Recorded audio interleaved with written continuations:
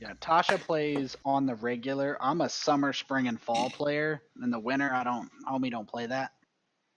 Well, then how are you going to get a Glaceon? Tasha will trade it to me and use all our Stardust. My motivation for playing is twofold.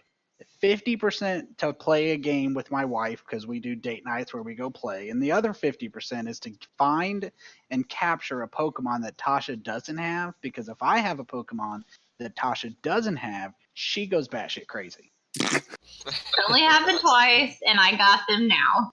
Of course you did, because you went batshit crazy. I like how she doesn't defend the batshit crazy part at all. I'm a little cry. It only happened twice. Yeah, she does not. She does not approve of that. All right.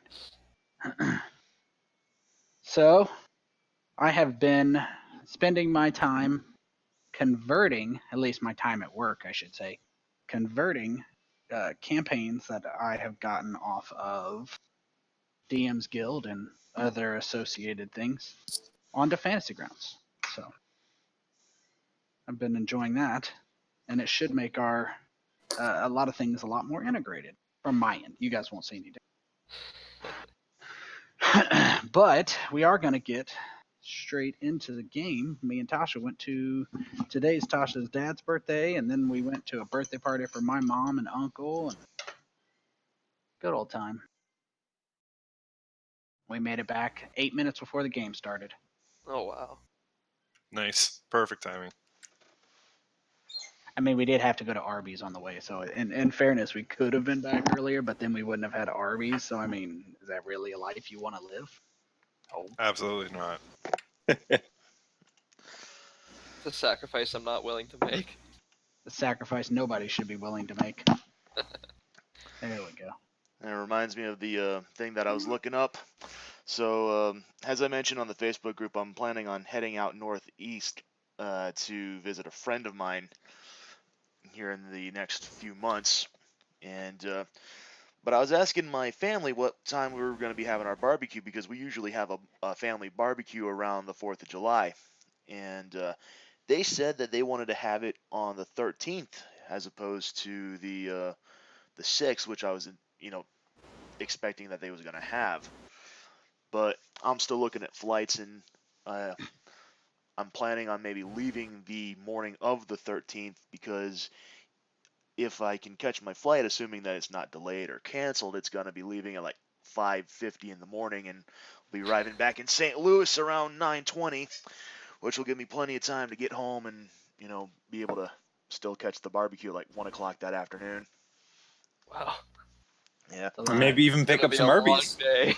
Maybe. Feels like a hell of a long day. I don't know. Well, they said if I can't make it to the 4th of July barbecue, they're going to be having a Labor Day one later on that same year. So one way or the other, I'm still going to be able to catch up with family. One way or another, you're going to get you some damn barbecue. Yeah. All right, so incoming map. Let's see here. I zoomed out a bit. You can adjust as necessary.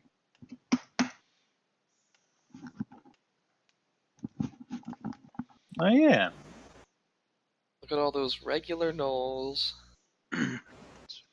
Those regular old scrubby gnolls. I got them blocked in, guys. I don't know if that's a good thing or not. They got us surrounded. They got us right where I want them. Now I don't have to aim. Sir, they're in front of us, behind us, and on both sides. Perfect. They can't get away this time. That's all right. My Monday game is about to lose another player's going to lose a character. Well, in fairness, it's the same character who died last time, so. We lost a Druid last night. It was pretty rough. May he rest in peace. It was my fault too, a little bit. As the DM? No, as a player. Oh. I glamour barded him to give him a reaction that let him move his movement speed, because I thought he was going to use that to move away from the goblin, that was standing beside him, and not immediately into the pack of goblins and hobgoblins within punching distance of their very tough leader. Yeah, that's you gotta Thinking that communicate. thinking that his circle of spores would save him. You know, not everything does. All right, so we're gonna jump right in. You guys were exploring the area. You guys saw some gnolls hunting some hook horrors, and you managed to kill the gnolls chasing them, and you found some gnolls in this chamber, and then you maneuvered around. You can zoom out to see my little red circle, and then you maneuvered around and found some gnolls right there, and that's where we left off. You guys had managed to stealth. I'm not going to require you a stealth to move back because your original stealth roll was quite successful there, Rolen. But if you want to kind of think about once you guys start moving. No, that picture I sent you in Discord was my Monday game. The Tabaxi climbed down a 60-foot chute and is now finding himself alone 60 feet below the rest of the party, who cannot get down when that creature came barreling around the corner attacking him. It's like a Drider, except it's like a monkey with 4 arms instead of a person. It's actually a flesh golem, but Huh. I bet he had a very bad time of it. we'll find out. We stopped right before the fight.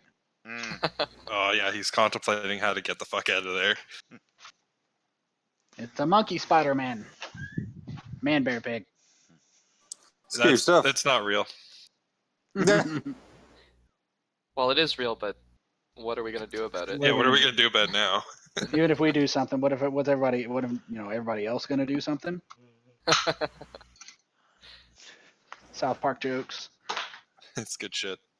All right, so you guys have to decide how to proceed, and I will let you guys discuss it.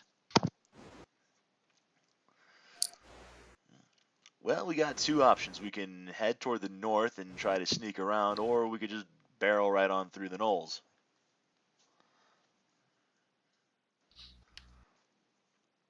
Seemed like they were guarding something, right? That's what we noticed last time. I think so. What exactly could they be keeping safe down here, however? Probably something horrible. Gnolls are pretty mean. Is there food supply? I'm gonna cut across and just hopefully stealthily see what's up the opposite way here.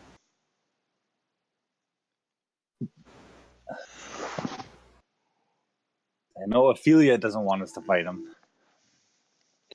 I do not, unless we have to, but they seem friendly enough. They could What? become part of the. They're sweet and cuddly, guys. I just like the what? like all I can think of is Hagrid from Harry Potter. Very misunderstood creatures. Let's say, yeah. Right. They could be the official mascots of the Best Friends Club. We should always keep our guard up, but we should never assume. Yes. I can agree to that. All right, so it looks like it wraps back up. So There is a gnoll up there. I just didn't get him unmasked in time. That's as best you can see is that gnoll right there. well, using my supreme navigational awareness, I'm guessing that it all kind of wraps around up there. Whereas going towards the 3 gnolls looks like the way to go. It's one safe bet. Well, Could I make like a survival check to try and just gauge like how the tunnels have been going, and if that does seem like the correct direction to get out of here? You can. Does anybody want to aid me? I can give you advantage on that. Here. Okay, be back. Now that's Thank you. better than the one. It seems like this area is a little enclosed network of tunnels. The exit and entrance would probably be, as far as you can tell by the style of tunnel, directly opposite sides of the network. So probably that way. Right? Unless it is up here. One way or another, we're dealing with gnolls. Yep, looks like it.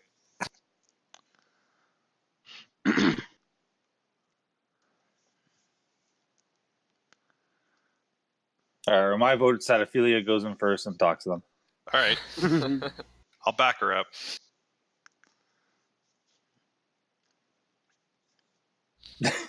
Oh boy.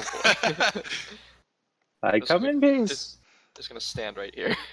Yeah, same here. I'm just gonna I'm just gonna have like the quarterstaff at the ready. So I just yell out and say, "Hello, friends. We're just passing through. There goes our surprise. Round. How are you guys today? This fine day." Yeah, that's perfect. That's perfect. Just keep going like that. Oh, good. Oh, the cackling starts.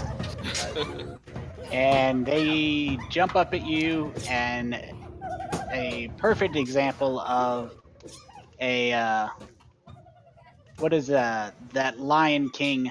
If you have seen the Lion King, what are you supposed to do when food walks into your lair?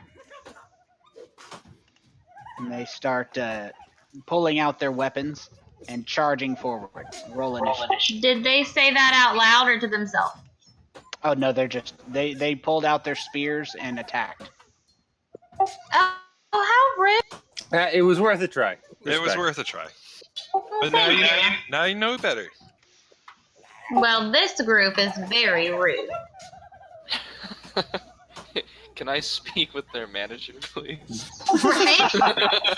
I am not pleased with this service. I was just using that dexterity check from the tiger sheet.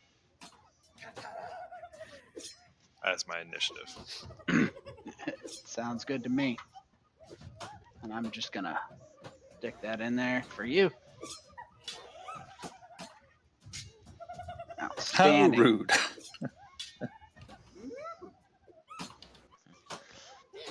So I'm hopping just up. thinking of that outstanding move meme image now.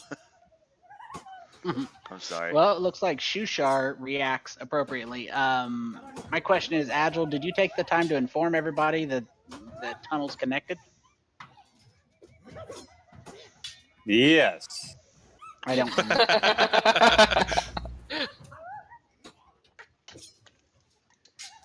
So he moves here and takes a readied action to throw his net on the first hostile creature that comes around.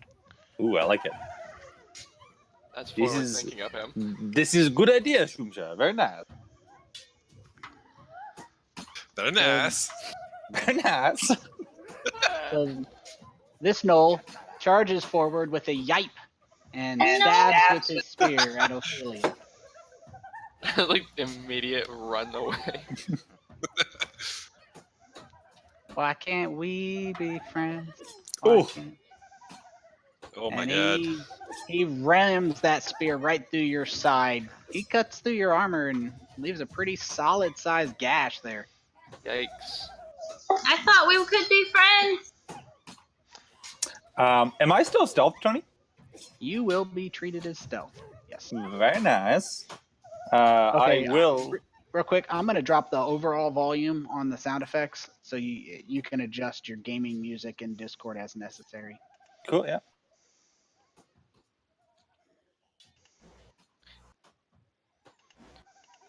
Am I crazy or is Tony coming from... Wait, where's the music coming from? Oh, wow, I'm losing my mind. Never mind, I'm good. I'm good. We're good. Alright. All good. All good. The name didn't gives a hint. I didn't notice the gaming music was immediately above me. Yeah, pretty much. Kaboom! Nice. That one. And that one. You know you had to do it to him. Not bad, not bad. At which point I will... Oh, I can't cancel my target on this map. I'll fix it. Go ahead and So do another it. way of doing that? Okay, well, so I'll just bounce back around this corner to here, and then use my cunning action to try and push up stealth against the wall. That's it. Outstanding. I will approve that. 1 second. Just you remember the roll? As this gnoll Yep. rushes forward with his spear Goodbye, Ophelia. and stabs at Ophelia. I need to move him forward 5 more before he stabs, but he does Ouch. manage to hit. This ain't it, friends. And he stabs his spear through Ophelia's neck. Next time we kill them before they kill us. This ain't the play. And Ophelia falls to the ground. Can I use my favored by the gods? I don't remember what that does. Let me look. Well, I hope it fucking doesn't, leave me dead. Well, you're not dead. You're dying. You'll be fine. Let's see. I'll protect your dead body. You're supposed to be protecting my living body, sir. Well, you should have stepped out in front of me. Y'all told me to! No, favorite of the gods only works when you're trying to hit something, not prevent being hit. Okay, well, do I have anything to save my own life or what? No, you can fall down and hope your compatriots save you. Okay, that's great. I can't heal you in this form, so you gotta wait. You gotta wait. You're gonna have to wait your turn. Don't you die on me. Son of a bitch! You better not pee on me, you big cat! Sereth decides he's gonna guard the rear. And he uses his innate drow magic to cast darkness in a 15-foot sphere around himself to at least confuse them, and holds. He can't do a readied action, but old Fargy, which isn't on the map, apparently I had to adjust their abilities. I think you guys gave him something, so we'll stick him at the very back because that's the way it goes when DM forgets you. He does move up here with his ever-ready hand crossbow. He doesn't get advantage because he didn't stealth. But he does get sneak attack damage because he has allies nearby. And he's aiming at the already injured one, based off the little... Whoa. Puts the hand crossbow bolt right through his eyeball as Ophelia goes down. Dang. All right. Pretty cool. I'm just going to move on up. I should be able to hit him with this. And I'm going to go ahead and use my quarterstaff to try and strike him upside his head. Go ahead. And use my martial arts to strike him again.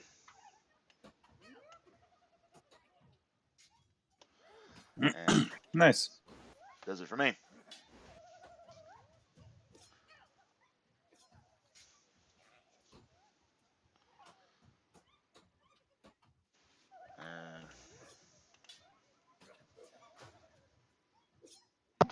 I hit end turn, did. No, we're good, it worked. Okay. There's other gnolls. I'm going through them because the gnolls to the north don't get to move this round because they were unaware of the... The gnolls to the north. So, Ophelia. Did you guys see that? Kosjurkis get a turn? Or? You just skipped a lot of people. Yeah, that was Yeah. what I was like confused because like I didn't see Yeah. the thing. That was my confusion as well. I must have hit... I got it. I hit F2, which is top of the round. My bad. Okay. I can't Kosjurkis. Alright, let's do it up. Let's do it up. Let's do it to it. Oh hey, I get advantage on this guy. God damn, I love being a kobold. Wait, why do you get advantage? Pack tactics. Oh, yeah. If there's an enemy of my enemy within 5 feet of that enemy, then I get advantage on him. Pretty Gotcha. ridiculous. I don't think it actually even says that I have to be an ally of me. It doesn't. It's an enemy of the enemy. But everyone thinks it's if you have someone near you. Yeah, I've tried to explain that multiple times. Anyway, Kosjurkis throws a handful of dirt at this here knoll, and in the air it ignites. I mean, Right before it strikes the boy. 2 17s. That's pretty powerful. But only 4 damage, so less so. you know, So it goes. the way of the world. Can I even move up to like hit him, or should I just try to run past him? Well, I believe the range is only 5 feet, right? Yeah. That's all you can do. You can move.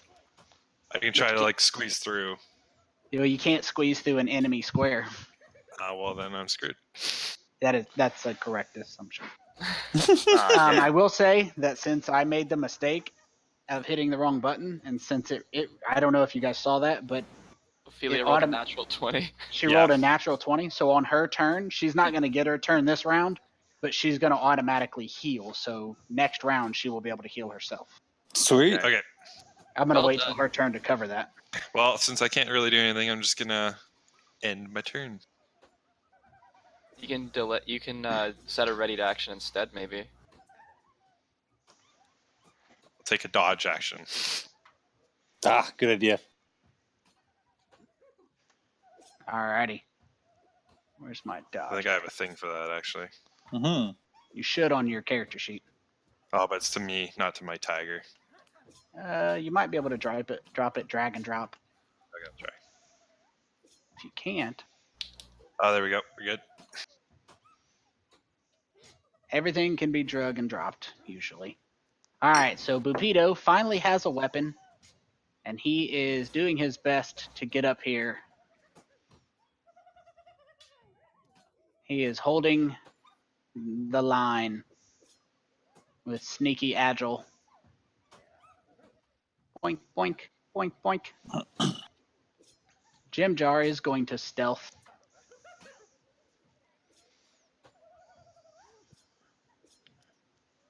Let me scroll down here. Okay. So Jim Jar, the assumption is they're going to be coming up that way, which is Jim Jar's presumption. Jim Jar, on the other hand, is going to flank them. He can only move 55 feet because he moved through Sereth. All right, Ophelia, you don't get to go this turn, but this is the first time it's happened, I think. So you got a death save. You rolled a natural 20. It's an automatic thing. You don't have to roll. Whenever you're at 0 hit points and it's your turn, you get a death save. A natural 1 counts as 2 failures. Natural 20 grants you 1 hit point back. So for some reason, for whatever reason that is, some divine being or your own natural constitution managed to stop the bleeding, and now you're awake. You can't move this round because it happened at the end of your turn, but because you rolled a natural 20, you can actually start taking actions again without somebody else taking a turn to heal you. Okay. So natural 20 is the way to go. All right. So until then, on the other hand, he moved too far. That was 35 feet. Remember when I did that twice in one round? Or I do. Yeah. That was pretty great. That was pretty awesome. But this Knoll isn't a big fan of that tiger right there. And he managed to still get a hit. I half expected him to just like roll up and just stab Ophelia again. Like As a general rule, almost every dungeon master in the world treats it as until you do something, you're still appear to be dead. It'd be a real dick move to have somebody like get healed and they'd be like, "Huh, I bet that bitch is good." Fucking stop. I've seen dungeon masters say, "Well, they're vicious," and then after a character goes down with 5 other characters still swinging weapons, they'll like focus on the dying character and keep hitting them until the character's actually dead. That's pretty. That defies belief for me, but yeah, it's a dick move. that's a dick.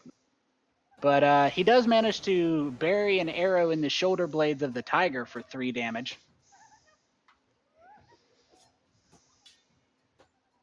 Tis but to scratch. A scratch your arms off. No, it's not. Yes, it is. Still can't really go anywhere because he only gets to move 10 feet, but he is also going to take the dodge action. I will mess with that later. Go up here. That back around too.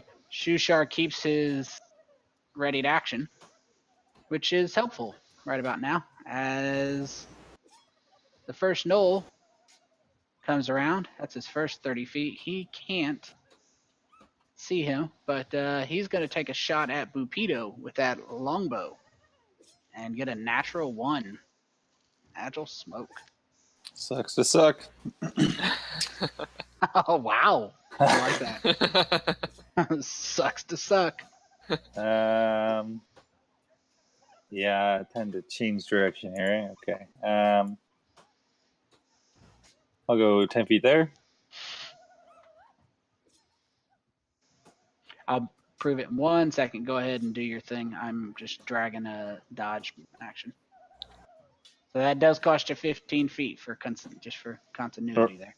Right. And actually, I'd like my whole movement to be that like I kind of dart across behind Bopido up against like the wall, like here, let's say, for sake of like line of sight. Got it. My 26 stealth, does that give me am I hidden for this attack? Their passive perception's 10, so you can work off that. Cool. Ba-ba. Ho!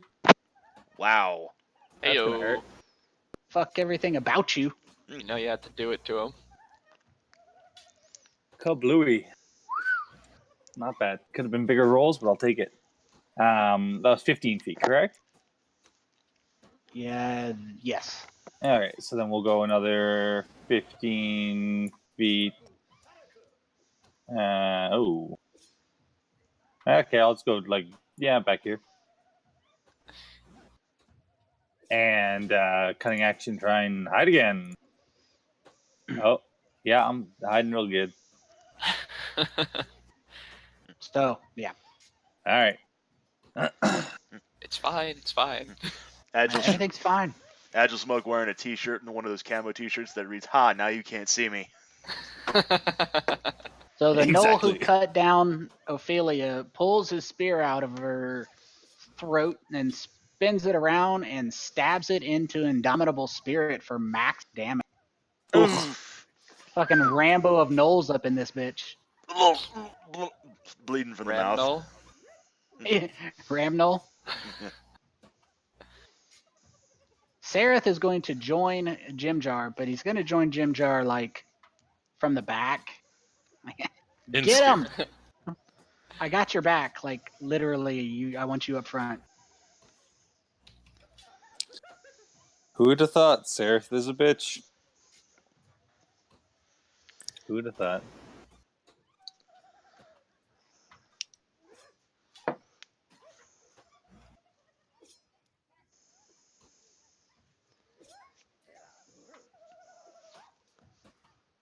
All right, so Fargus is next. Apparently, I hit the wrong button. Mr. Fargus is going to fire his hand crossbow. He is not as rogue as Agile Smoke jumping in and out of hidey holes, but he is able to line up that fucking hand crossbow again and just put it all the way through Ramgnoll's fucking throat. Oh no. Not Rest in peace. Ramgnoll. Who's the Ramgnoll now, bitch? I mean, he did cut down Ophelia and then damn near cut down Spirit. It's true. Very true.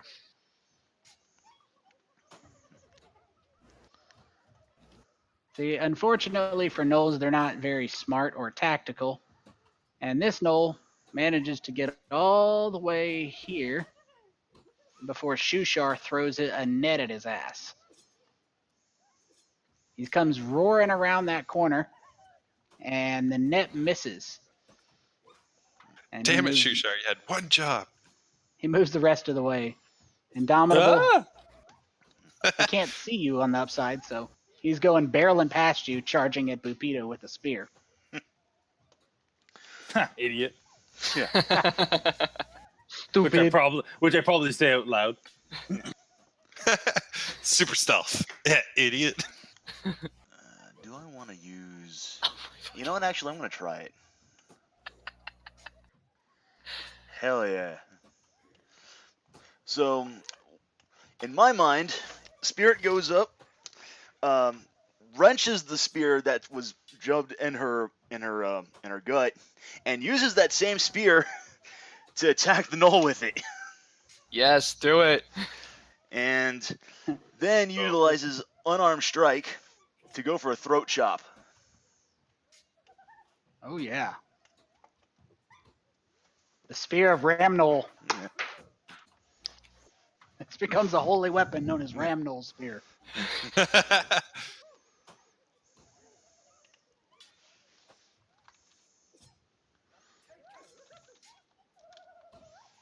All right, so little gnoll number 6. Unhide him. He's going to get to right here and kick loose a arrow and miss. Uh-oh. All right, Kosjurkis. Let's see what we can see. Whoop. Oh, I can totally see that guy. Just, you know what? If it ain't broke, I'm gonna just throw another firebolt at him. If it's not broke, firebolt it. Wow. Another 4. You know, you're doing damage. I'm doing That- damage. I mean, I think those... And I'm not expending resources. I think those 2 4s together have exceeded all the damage done by Anders' Ray of Frost in the entire last campaign. Oh, Ouch. Damn. Shots fired. I mean, his other not spells wrong. were boss as shit, but that Ray of Frost was not reliable. Oh, it was not. He could fireball his way out of anything. It's just he wasn't an ice mage. It's just what it is. Yeah. Learned it by the end. Certain wizards have certain specialties. That is fair. Since that attack missed, I will end my turn. All right. Bupito up here with his war pick. I'm so happy we gave him that.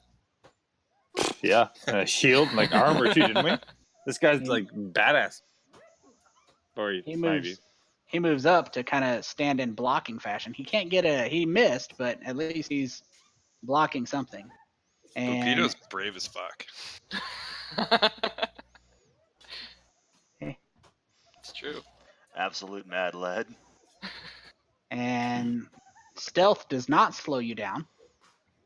And since it's stealth, let's just go ahead and unhide them all. That second one. All right, Ophelia. Somehow, some way, your hole in your throat stops bleeding and you regain 1 hit point. Did you still want to move there? You can standing up takes half your movement. So your speed is dropped to whatever half of your total is. 15. I'm just gonna stay here where there's less people trying to stab me in the throat again. I like that she specified less. You're less likely to get stabbed if you stand in that specific location. So you can still take an action. So you do have some natural healing abilities, and then you have your magic too. Okay, Or you can make attacks. well, I feel like I need to heal myself a little bit. What are you giggling about over there? You'll see in a second. You know you're having fun in D&D when you're laughing before you get to do the thing that's making you laugh. Oh, I'm currently doing the thing that was making me laugh, and I'm really excited for you to see it. Outstanding. Is this in game or is this like something that like a picture that you show for the Discord or something? This is a picture. Okay. I figured I just needed to ask.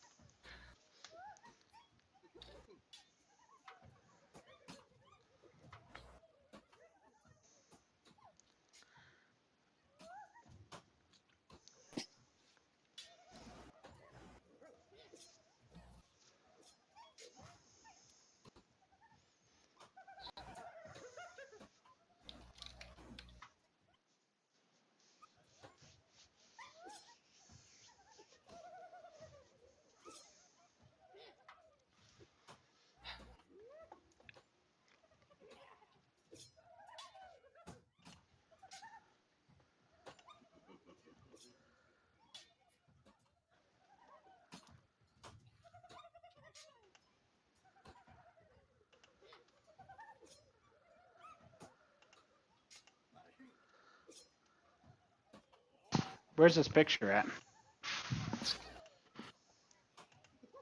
Oh. You worked hard for that Ramgnoll. I did. You even photoshopped a Fantastic. gun in his hand? That's awesome. That's great. He'll be back for you. Don't you worry about that. Ramgnoll always comes now, back. now you got a token for him. Reoccurring villain. Alright. This Knoll spins around and tries to stab Indomitable Spirit and misses.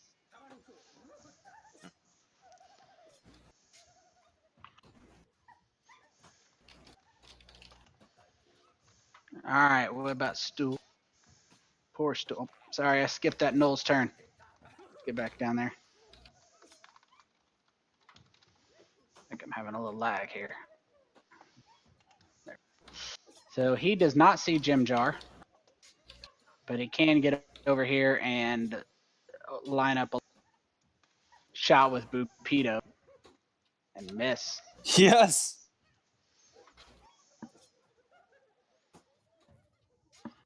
Still does a double move, which totals to 20.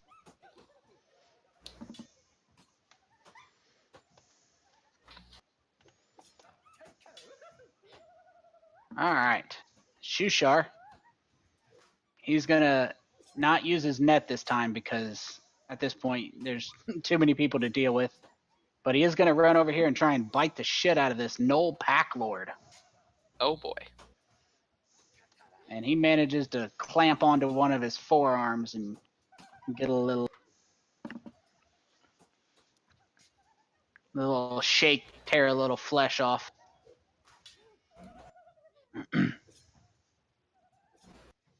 Let's see how close they can get. Oh yeah, he can get all the way up in Bupedo's business. With a spear. No. No, Bupedo, no. It's Ramgnoll Part 2.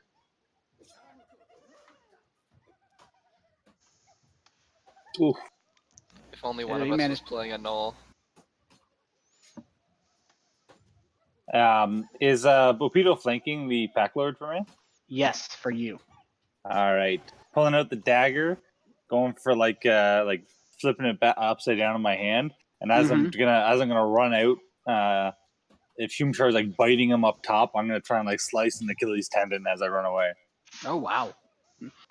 Try and take him down a notch. That one. Oh, see, it was a 12 right before it became a 10. All right, well, then I'm gonna cunning action, disengage,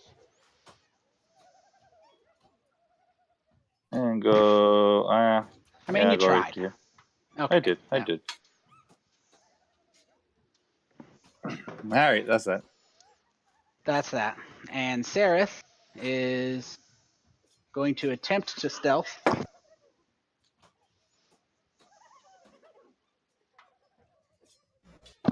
Let's see how his stealth goes.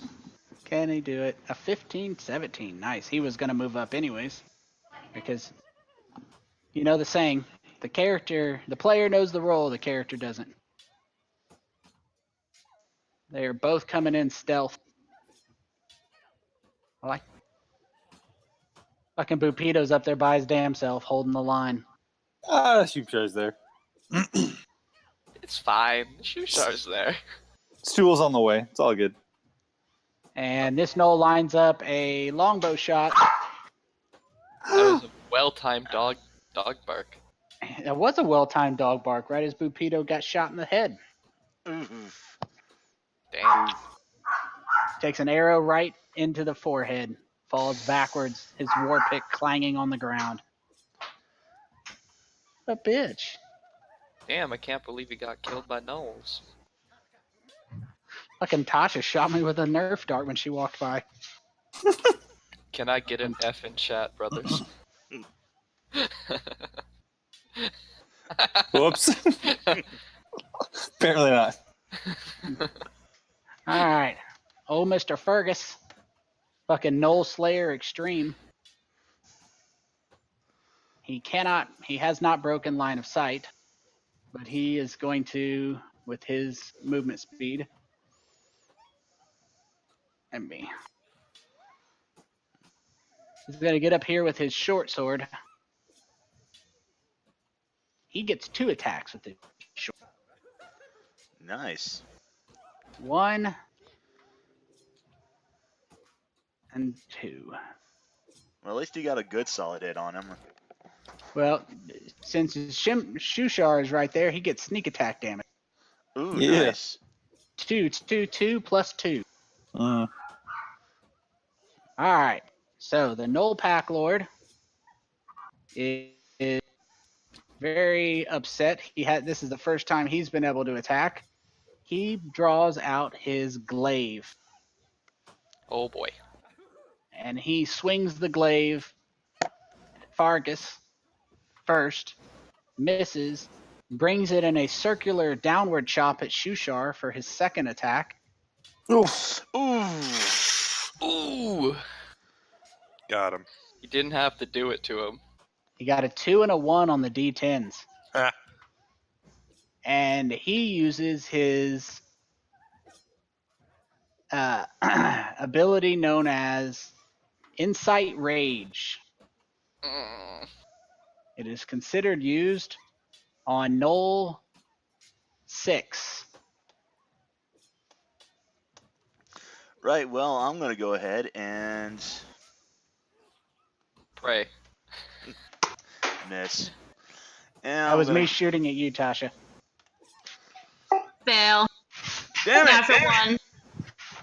Ugh. Good try. It's the thought that counts. Yeah. So Gnoll 6 he's had his Insight Rage. He uses his bonus action to move forward and come up here. He can stand right here and stab at. Let me make sure. I'm sorry. He runs forward and bites his rampage attack. Oh no. He misses and then brings his spear down and tries to stab Shushar and actually succeeds. Don't do it. Oh no, the dags. That screaming sound was not a Gnoll. That would be Tasha. Sneaking up behind me with a sword to stab me, not knowing I had the Nerf gun she shot me with. She had regrets. Still stabbed you. Alright. Do it. Shit's getting hairy up there. I cast fire. No, I'm kidding. What? Whoa! Kosjurkis throws he throws an orb into that midst of gnolls over there, and it explodes in a cloud of white mist as he casts sleep upon those boys. And wow, that did not work at all. I forgot to roll it properly. You put yourself to sleep. No. I don't remember how to use this spell. I need those 5d8s. There they are. I forgot that was an effect and not, in fact. I can add that in for you. Alright, 25 hit points worth of gnolls going to sleep. And I believe it's from the point of origin, correct? Closest to? Ascending order, so like lowest to it's everyone lowest to highest, ignoring unconscious.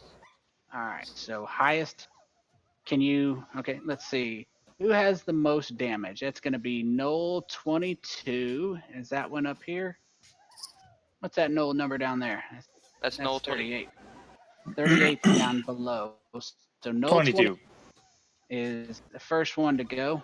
They don't get saving throws, do they, or do they? I think it just happens. Let me see. Yeah, I believe so. Yep, they just go to sleep. It is a nice spell. So It's a great spell. let's start with unconscious for Knoll 22. And he's going to be this guy. And that takes off a total of Please say 8 5. hit points. Oh no. 8 hit points. And that leaves what? 17. The next damage is going to be none of them. None Oh, of the other ones are damaged, and none of the. It's not high enough. But you put one to sleep. Number 22 is the one in front of Bupito. He starts yawning and falls against the wall asleep. It is worth mentioning that Shushar up there is down to 1 hit point. Oh, good. All right. Not my problem. All right, I guess I'll just try to finish this guy off. It's really nice not being a cleric anymore. God damn it. Oh no, they're dying. Whatever will I do? Firebolt! All right, that ends my turn. And eventually it will be fireball. And then we'll all be sorry. Oh Alright. no. Let's see what Bupito gets here. Gets an 11, so that's a success. He gets. Oh, he doesn't have the effect I put on him.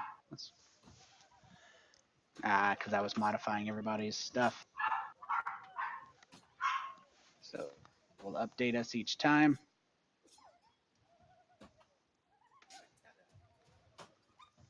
Jim Jar. Now he can move forward to here. And he can attack these people. He doesn't have a whole lot of range, but he does have his 20 feet. So he's going to throw his dagger at his one dagger at number 21 and hope it works. He missed. Sorry, Ophelia. Get you there. All right, Ophelia, you are back up. You are healthy. There are a lot of people having really bad time of it up north.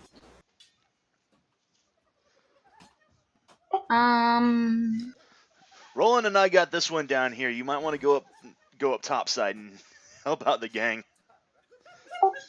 All right.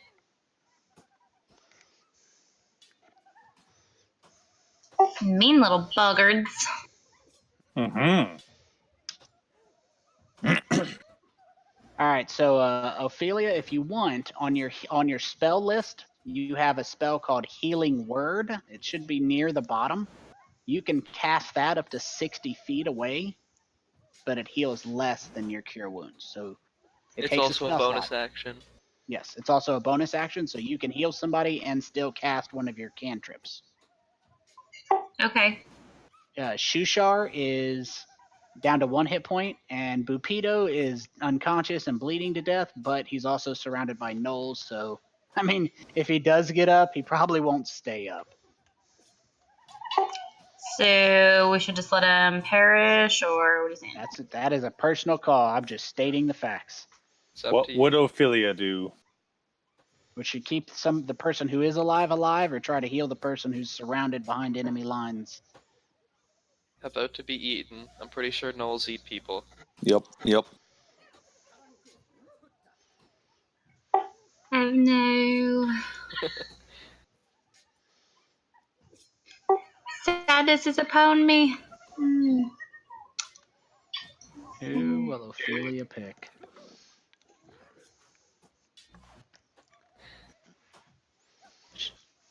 How many points can Healing Word heal? 1d4 plus 3. So up to 7, as low as 4. So even if I healed him, he wouldn't even be able to do anything next turn but lay there and take some more. Yeah, he'd have to wait till his next turn. Shushar, he's getting close to dying. He's down to 1 hit point, so Shushar might be able to stand a little bit more. Nice. That's how you do. Healing cantrips would be so ridiculous. Yeah, You would. Imagine. that's why I said almost too bad. And you can also cast one of your cantrips, which I think you have poison. You have a couple actually.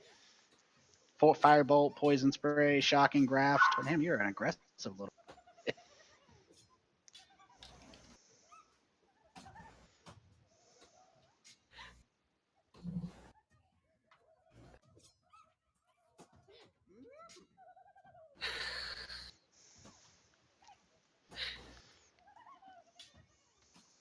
Nice. And he Oh. failed his save, so Oh, right, yeah. you get a failure or a hit, you do damage. So whichever one that was. Hold on, was that Toll of the Dead? Yeah. Okay, let me find it. He's Toll the Dead. Is he hurt? Is he hurt? He is not hurt, so you got to use the first blood 1d8. drop, not the second. Yeah.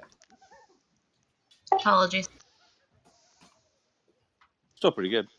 I'll always have to tell you that, so that's. Damn.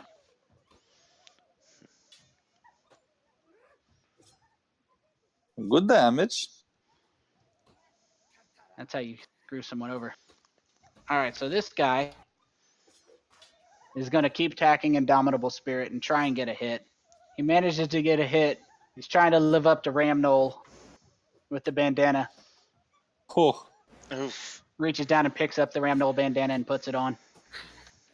I'm down to 1 hit point Picks up myself. the drop M60.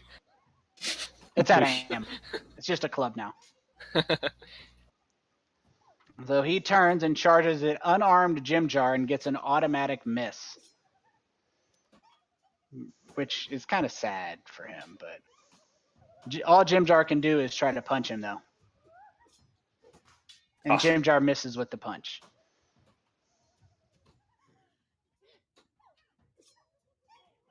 So Didn't we standing give there, Jimjar a weapon? he just threw his only dagger. Oh, okay. He tried. I completely missed that somehow. So Stool's coming up and missing. Little Stool with his 3 hit points. Fuck. On the upside, there is Shushar with more life now. He is going to try to bite the Gnoll Pack Lord and miss. This Gnoll is asleep and no one's woken him up. Agile, not targeting the Pack Lord. you don't want to? No. You want me to take that off? Yes, please. Okay, just making sure. Yeah, because I'd like to target him instead. You should do the dragon drop. Can you do that with the aim? You can do that with everything. Oh, I did not know.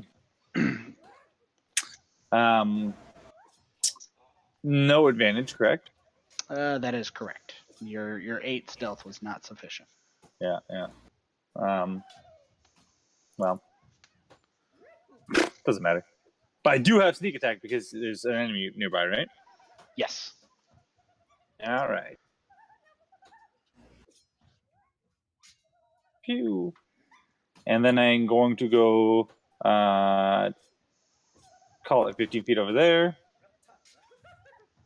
And cunning action, try and press myself up against the wall, stealthy style. That'll do it. So Sereth, I'll want to be in battle. It's kind of obvious that you guys are preferable to Gnolls. And since he was stealth and his acid dagger, he is with advantage, successfully gets a hit, but he's not a rogue, so he doesn't get sneak attack. But it does shank the Gnoll. Give him a little shanky shank. For all of 2 damage. And this gnoll with no weapon charges Jim Jar. I'm sorry, Jim Jar has no weapon. He has a spear, but he misses. You gotta love that dog yipiness. A 2. Ugh. This And a pack 10. lord, Oh yeah, real lucky. is that what it is? Yeah.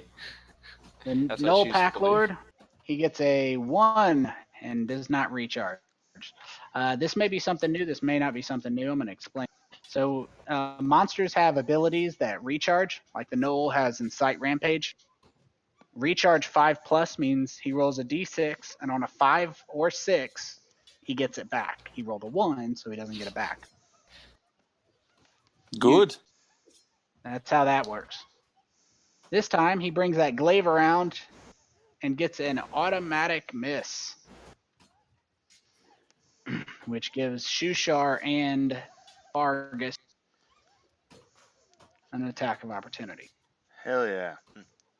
Now, I might be mistaken, but I'm pretty sure sneak attack works on a reaction. I think you're right, yes. And he is going to take that sneak Yep, attack yep. and use it. Get his attack of opportunity in there. 6, 6, and 2. Nice. Very nice. Yeah, technically you can only use sneak attack once per round, but he didn't get it on his attack, right? So Once per turn. Oh, per turn. Oh, okay. And each person going is a turn. Right. So if you hypothetically had 6 attacks of opportunity, you could sneak attack 6 times in one round. Character build coming into mind. So the Null Pack Lord misses with his glaive, takes 2 hits as he brings it around and tries to cut down this fishy person. He brings it down, and courtesy of Ophelia, he manages to do the exact same amount of damage he was healed, and Shushar's still standing. And that's why you need a healer. And I move around to flank the Null, get advantage. You do get advantage. So I'm going to go ahead and do that. And finally.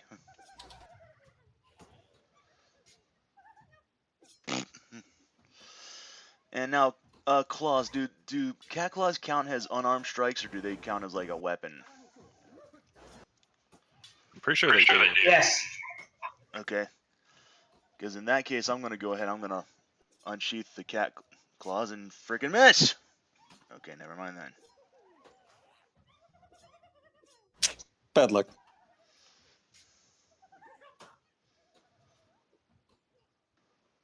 Give me 1 second.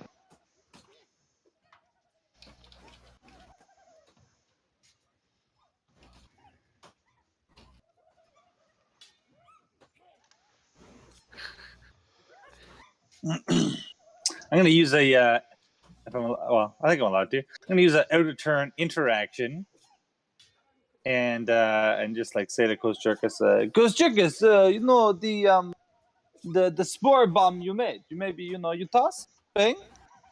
Yes. All right, so little Mr. Knoll attacks Stool and hits with a 10 because it's Stool. No.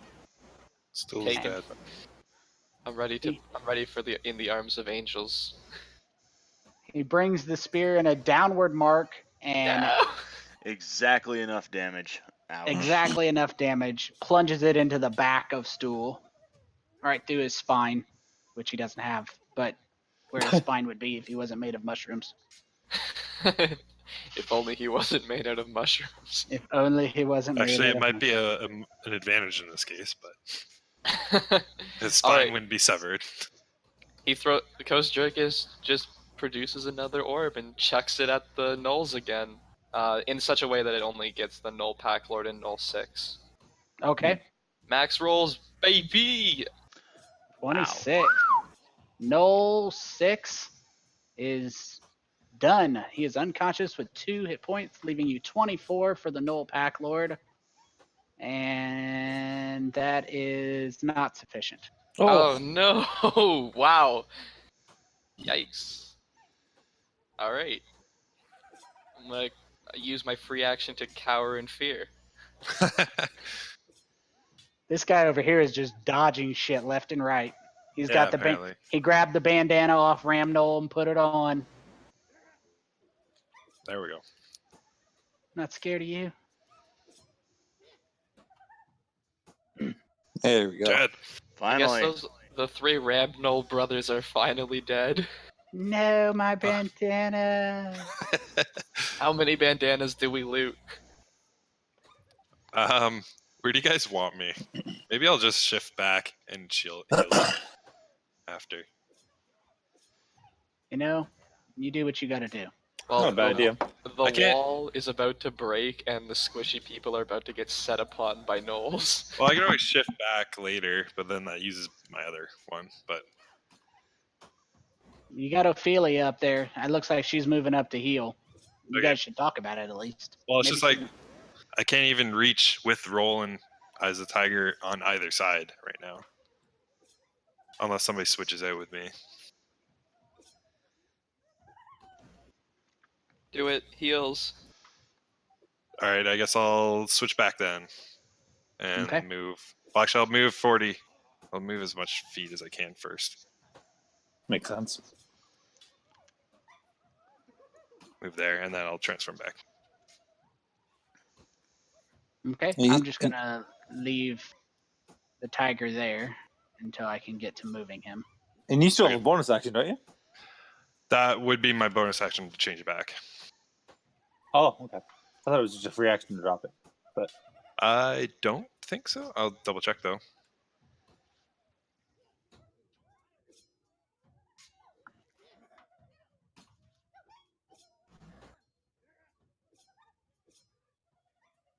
No, you need to revert back by using a bonus action. So that's it. Okay.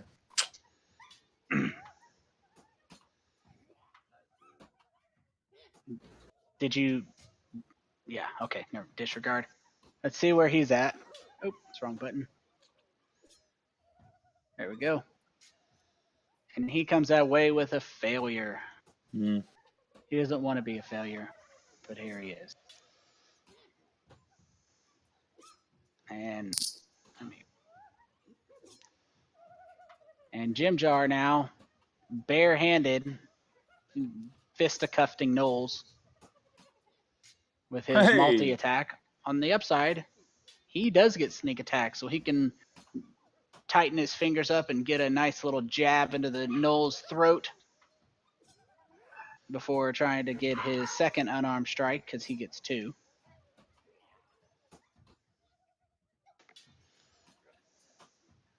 Oh, I'll fix that damage. That was accidental.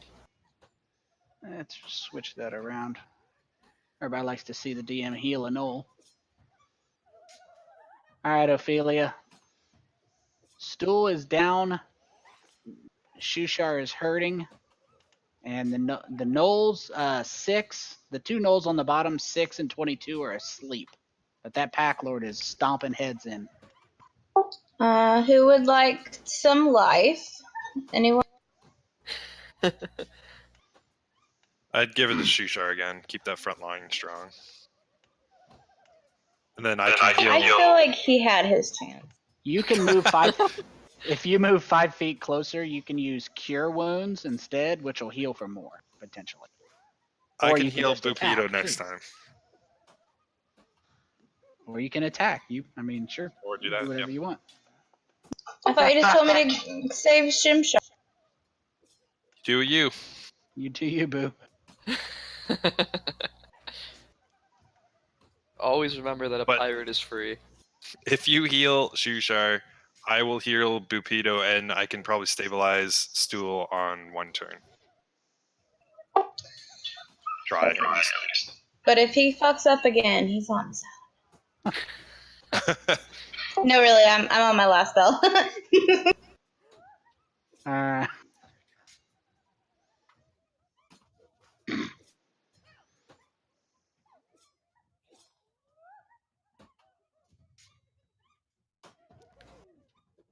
Did you say healing hands? No, Cure Wounds. It'll be your most powerful healing spell at the bottom. Near the bottom. There you go. You get what you get, Shushar. Make it work.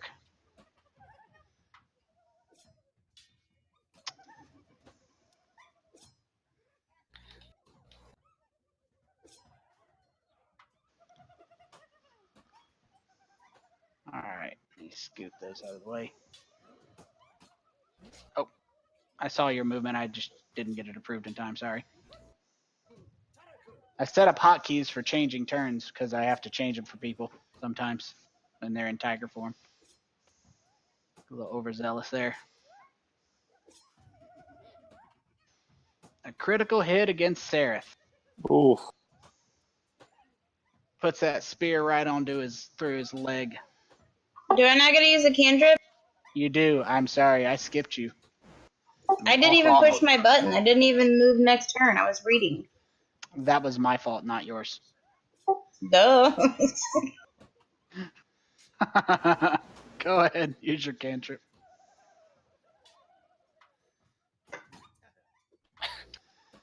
Hey, you got to remember to keep me in line. Sometimes I accidentally skip you guys. All right. He succeeded on his saving throw, and you do not get to do damage. Oh, she's using Favored of the Gods here. Hold on a second. Let me see if that applies. Favored of the. So you can roll 2d4. Let me see. When you miss you can't use it on this time, unfortunately. It has to be when you miss a saving throw or you miss an attack roll. He made a saving throw.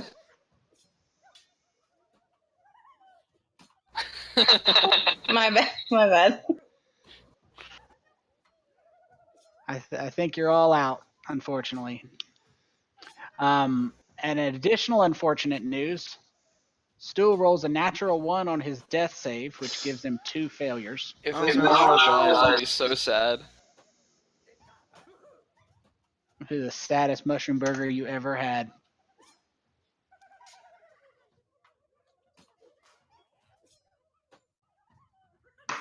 All right, Shushar. He's going to try and bite this pack lord.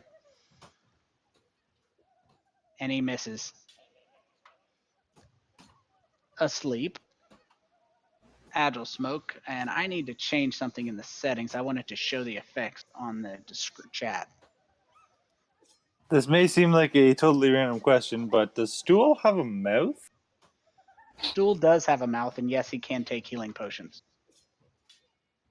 Time to be a hero. Pour it into his mycelium. Yeah. I was going to try to stabilize him with medicine next turn, but... Oh, okay. Oh, well, no, I love that idea a lot more. If you want to use a potion on him, like he's your bestest friend. I understand that. Nope. I read your mind and know what you want to do, and instead I'm going to shoot at that pack leader.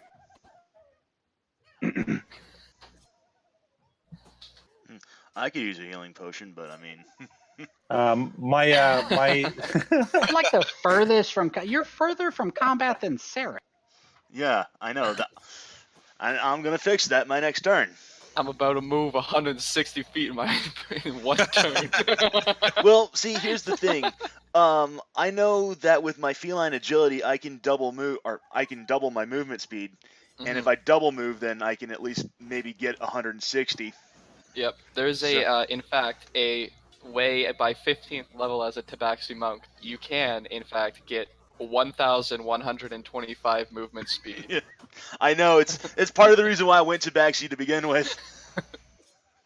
Jeez. Alright. Sad little Sereth acid damage dagger trying to stab. He misses. And they are just pounding away at these two up here.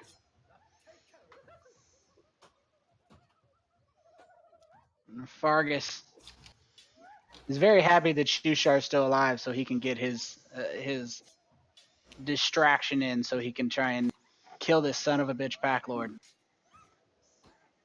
Nice. Old Fargus.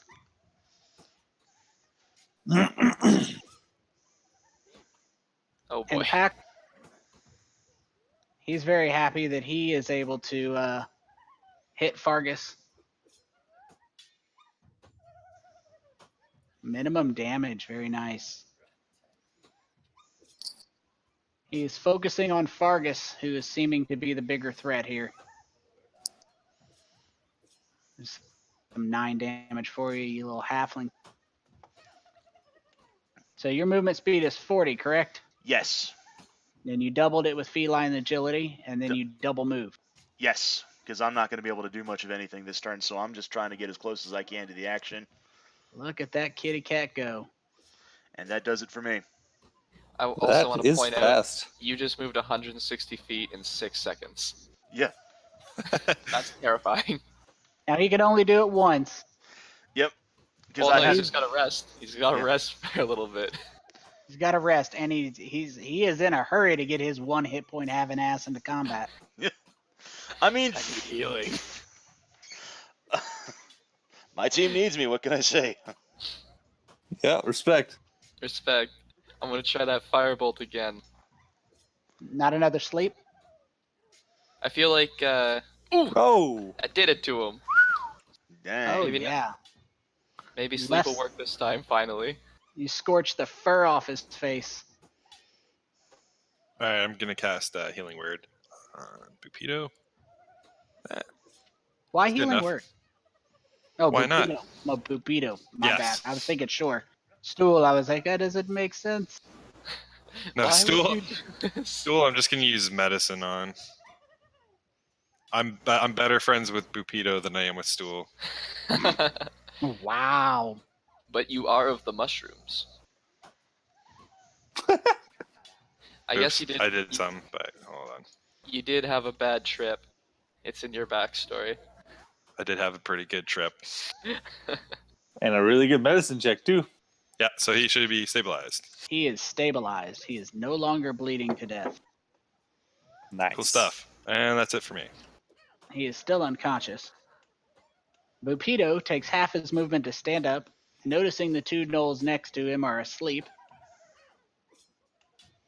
He smashes, or attempts to smash, his war pick into the gnoll battle pack lord from behind and misses. Damn, that's pretty rough. With advantage, or He had advantage. He dropped Okay. a 5. He has Okay. -1 strength. that's fair. Jimjar here is doing his level best. He's trying to like punch and kick and bite and scratch, and it's just not working. Ophelia, gonna have to save the day here.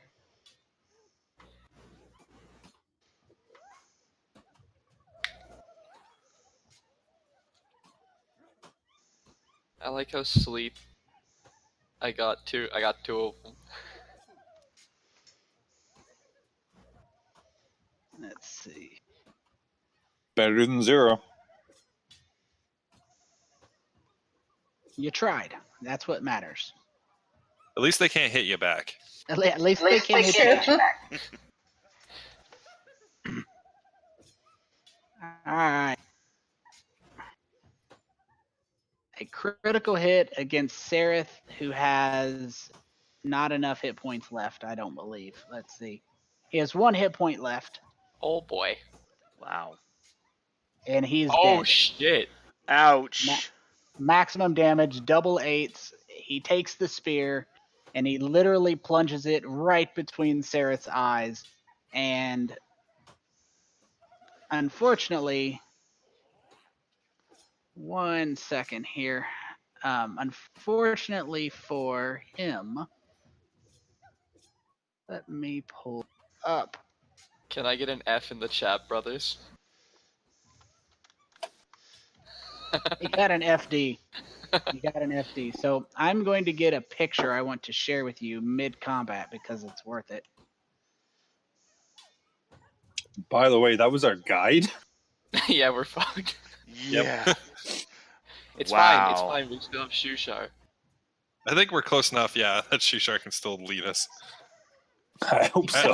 At least to the Black Lake. You guys are such dicks. So, What do you want me to say? what do you want me to say? So I'm gonna postpone something. I'm gonna send you guys a picture. So Sereth, when he gets stabbed, his head, he has a hole in his head, which means he's dead. Right? But the top of his head, unrelated to the spear, erupts and sends a huge, huge cloud of spores all over the place. Shit. Should we be concerned about this? So the first picture of Sereth, you see those little dots on his face? Yeah. Apparently those, you're surmising, were probably fungal growths because his head just exploded in an explosion of spores. Does this mean We'll we have to kill Jim Jar now too? Well, we'll deal with that after this. Oh. Oh, Is he- God damn it. And because he is a gnoll, he has rampage. And when you kill somebody with a melee attack, the gnoll can take its bonus action to bite. And so he bites Jim Jar. And hits. Stool is unconscious, but no longer bleeding to death. Shushar, with his hit points, attempts to bite the Pack Lord, getting a big chunk of the Pack Lord out. Conscious. All right, Agile Smoke, you got to do something. All Can't keep right. hiding in the back. Well, I will. But I'm going to poke out again. And fire another shot. Was 18 sufficient? Yes. Definitely sufficient. Yeah, what am I saying? Advantage. Another shot. Kill him. Get him, killer. Kill him. Yeah! Yeah! Woo! Right, Hell yeah. right when he opens his maw to like yell out or fucking cackle or whatever these assholes do, like bolt goes right into his like mouth, and he kind of like swallows it, whatever. As he dies, Oh, he boy. dies screaming the name Yenogu. Oh, good. The fuck? Can I do an insight check? What's the Yenogu? Or Yenagu. You can. Do an What's the intelligence Yenagu? check, but we'll take that 18 because you rolled it. Okay. What's your intelligence modified? +1. 19. You know that's pretty common knowledge. Yenagu or Yenogu is the demon. He is a demon lord, father of all gnolls. Oh, He's okay. pretty much like their deity. So he's calling to his god as he dies. Yeah. Pretty awful god, though. Sure. But I mean, gnolls suck too, so that all Yeah. sounds about right. I'm gonna move up to here then, and take a guess. Oh. That's right. I'm stopping.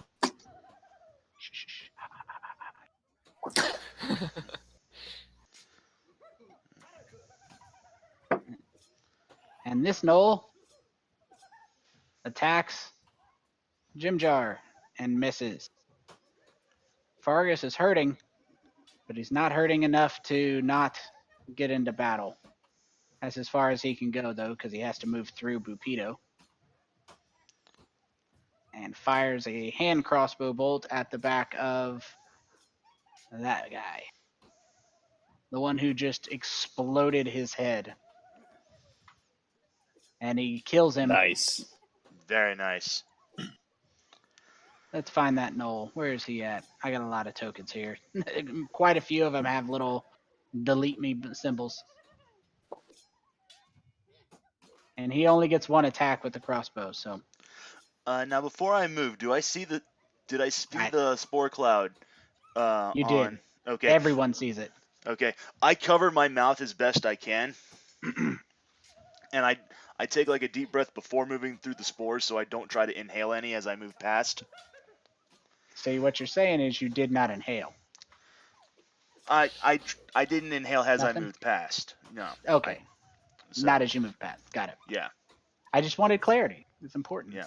Important clarity. Yeah, I tried my damn best not to inhale any spores because if I saw those coming out of his head, I may have a 9 in intelligence, but I would assume that, spores out of someone's head, not a good thing. Don't breathe them. I don't feel like that's appropriate. You don't know what's good. Yeah. Maybe that's just what drows do when they die. Are you not Are you a doctor? Do you know? Let's see. Why? There we go.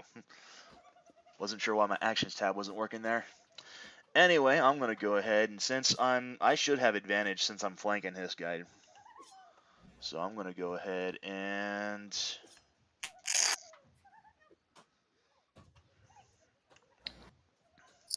Here you go.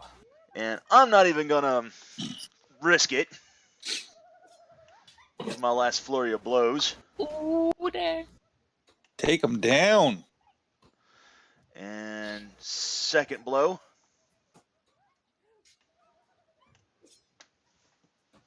Oh, so close. Respectable. Damn. And that does it for me.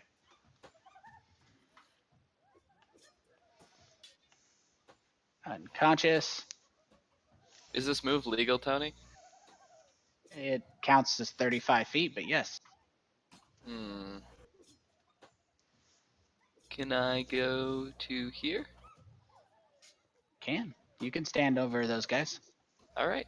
I'll stand over those guys. Well, it's more like amongst them. They're probably not too much taller prone than Kosjurkis is. This is true. Kosjurkis skitters around all the group and into the midst of the unconscious gnolls and throws another firebolt. Because that's his thing. That's what he does. And he's good at it.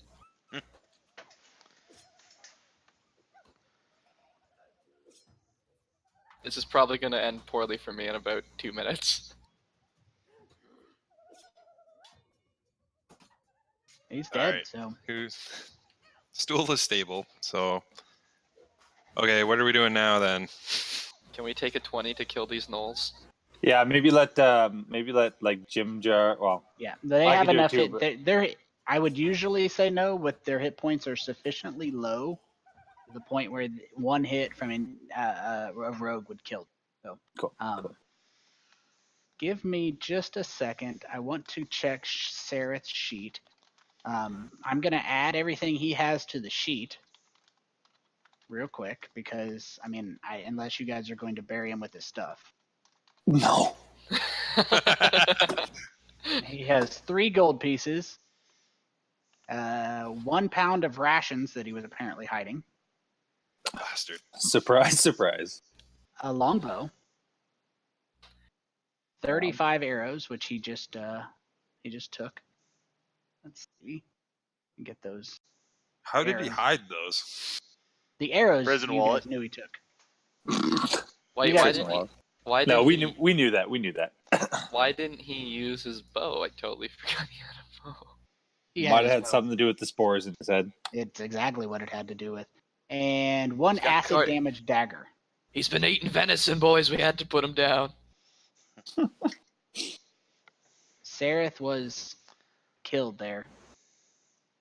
And so, for the record, yes, it can happen. If you're running into battle with 1 hit point and you take, which that gnolls are not powerful creatures, but he rolled a critical hit with 2 8s and a +2, which so 18 points of damage. Let's see. If that happened, that would kill Indomitable, Yep. Agile, Ophelia. Kill the shit out Rolen. of Kosjurkis. It would kill every single one of you. It Every would one almo- of you would have been killed by that hit. So It almost would have instantly killed Kosjurkis with full health. Jesus. So understand the consequences of that. Let's see. Let's go ahead and take a 5-minute break, and we will resume post battle when we get back. Sounds good. Okay. Mhm.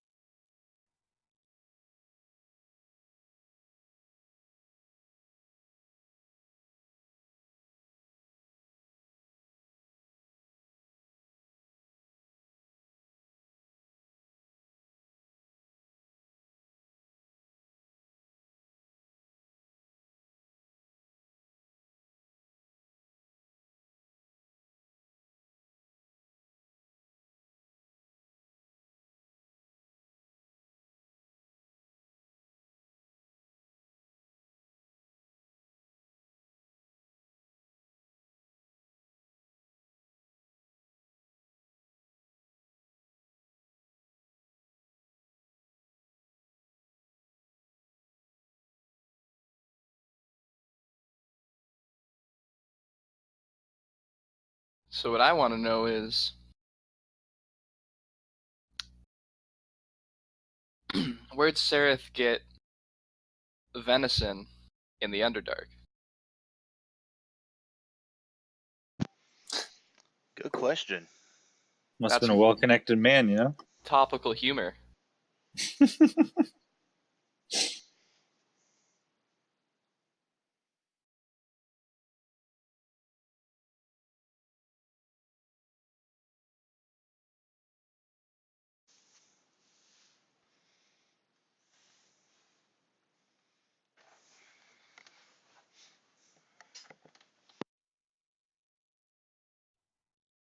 Okay. I got some rolls I got to do, come to think of it. Hi.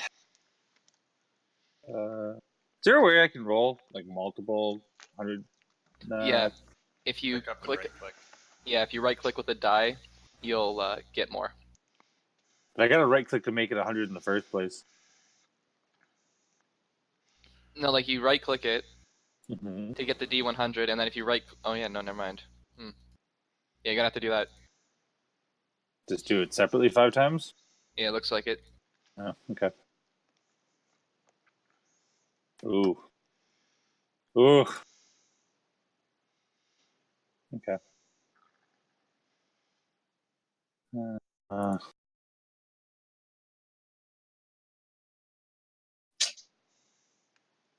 A lot of ammo I don't have anymore.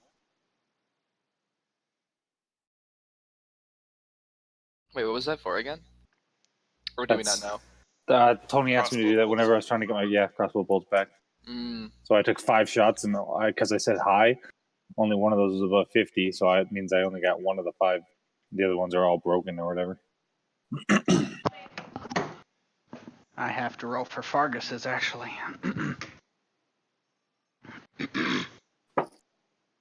He fired 9 arrows. I always follow the same rules, just high. How'd you roll those so fast? I'll put them on my hotbar. Ah, that is very smart. 1, 2, 3, 4, 5, 6. 6 back. Hotbars. Hotbars are the way to go. That investigation check was to see what these gnolls had on them. As far as equipment, they have. Pull this up. The Pack Lord has obviously a glaive, and he also has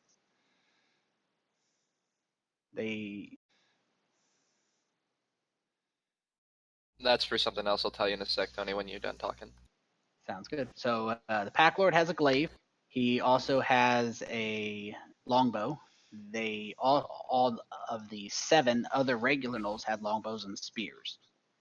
So when it comes to general equipment like that, I'm going to put it on the sheet for now because of the situation you're in. So I'm going to go ahead and put that. That's 7, 8. That gives you 10 longbows, and all together, cumulatively, I did the math ahead of time. You have 117 arrows. Damn. So at some point, we're going to transition from, okay, you killed some gnolls, and you don't want their piece of shit spears. Right. Because you can't sell this gear. When we go into town, Right. you can't sell to a Dwergar merchant a shitty gnoll spear that's like half chewed on and shit. You just can't. Never been cleaned, never been sharpened. If you want the gear, you can, like, obviously, like Jim Jar. I'm gonna give him a spear if you guys let him have it. Yeah, so sure. So eventually, those things are good. I have to actually do the stuff. So I've been debating back and forth on making character sheets for these characters. I finally decided I'm going to make character sheets for the ones that are still alive. Sereth is dead. There's no bringing Sereth back from that one. He got impaled through the skull. We could keep one of his toes and then cast True Resurrection in like 14 levels. It really is worth noting that Sereth, he's still there, I think. Did I delete him already? I think Yeah. He's gone. Sareth had a reasonable amount of hit points, guys. It's worth noting that you're not 14th level. Not that you guys are behaving, but like Indomitable, that could have been you.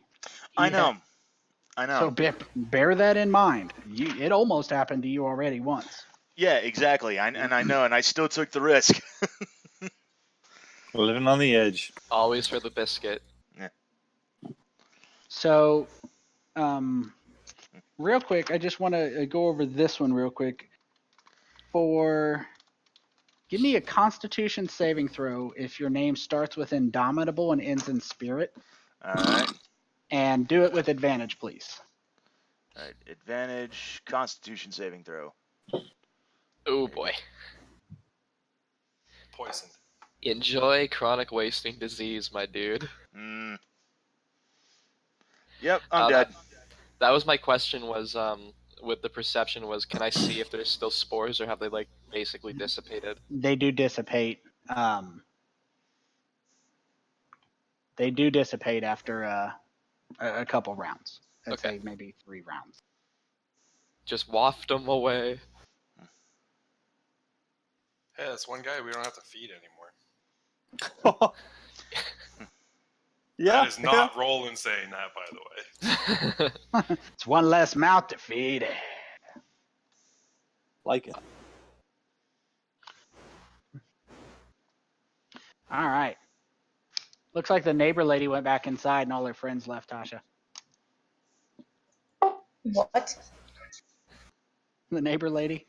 Tasha hates the neighbor. Don't talk to that bitch. Don't even look at her face ever again. Tasha hates the neighbor lady. She's a whore and she's talking to my husband. I will cut her. I will say, before we continue D&D, for everybody's general defense here, of the two of us, of the 2 adults in this household, me and Natasha, Tasha's the only one that's seen the redheaded neighbor lady's underwear. That's all I'm saying. Because you're fucking smart and you didn't look when I said our whore neighbor is bent over and the wind is blowing her dress up and you had direct eye contact. I was This smart. man. Yeah. I was laying on the couch, so I couldn't even have been subtle. I would have had to have sat up and looked over the back of the couch, and I mean, I'm not. And then I would have cut you. Tony chose life that day. It's a trap. Tony did not choose wisely when we went to that sports bar and he was looking right at that waitress's tits. She said, "Can I take your order?" And he said, And I said, That is an accurate statement. I mean, you got to do what you got to do to make it through the day. I take the opportunities that are presented before me. Now, that was a funny situation because you're never going to see that bitch again. This lady's our neighbor. That's true. Thought you guys would enjoy a good chuckle there. Thank you, yeah. On the Pack Lord, you find 2 bloodstones and a brown tourmaline, both of which are of value and have been placed in the party sheet. So armor-wise, hide armor and chain shirt. You guys want all that put on the sheet? I'll put the chain shirt on the sheet. Hide armor, I don't think anybody wanted. Well, maybe I'll just put it on there. And I already have hide armor, so I'm good. There's a couple of people that could probably use it. I'm not going to go too hard with it. Fine. Were any of them wearing bandanas? Just one. There is also the Ramgnoll bandana. Yeah. +1 to stupid decisions. Yeah. Yeah. Does it increase It's a your spirit, chance you of want surviving? Damn. You have to have below 10 intelligence in order to wear it. +1 when attacking Ophelia or Spirit. I mean, at this point, worth Spirit's having. probably not long for this world anyway, so I get the feeling Alright. her story's going to end in tragedy. So, No. Alright, so Poking around, like, with a stick or something at Sereth's head fungus. Does that elicit any sort of weird response? you're poking his head fungus? Like, as far away from it as possible, or is it like, would I have to get close to poke it? How close are you wanting to get? What kind of long poking implement do I have? You have a glaive? Can I even lift the glaive? No. But you have a spear that's a 5-foot reach. You can get within 5 feet of it.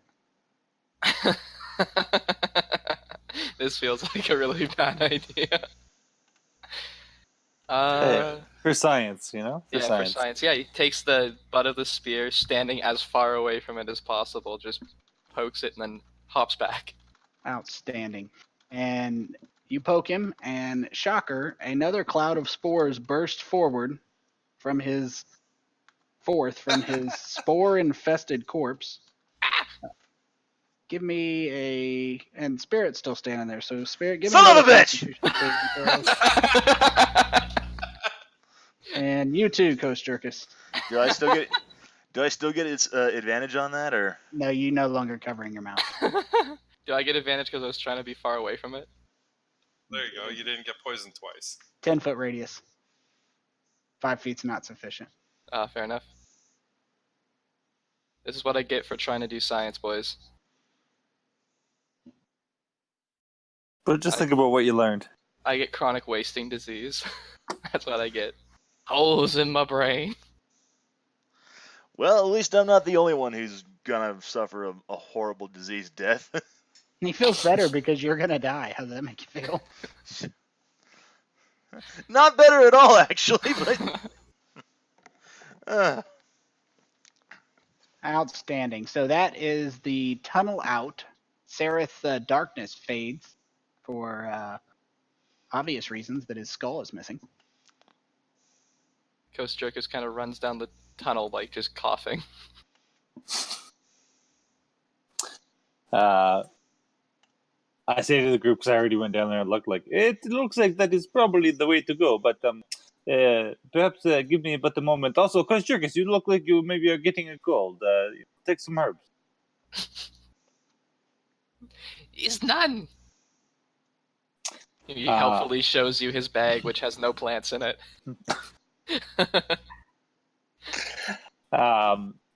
Up here, I'd just like to make a check, investigation or perception. Like, is there anything in this room? Was this like the Pack Lord's throne room filled with like jewels? And It was not. It didn't even look like they'd been here very long. It looked like they had been hunting in this area. Okay. As per typical, well. Anyways, I need to make a check for secret doors. You're going to actively search? Oh yeah, secret doors. Okay. So that's perception check? It's perception or investigation. Perception if you want to walk room to room and look. Investigation if you want to walk room to room and touch. Perception.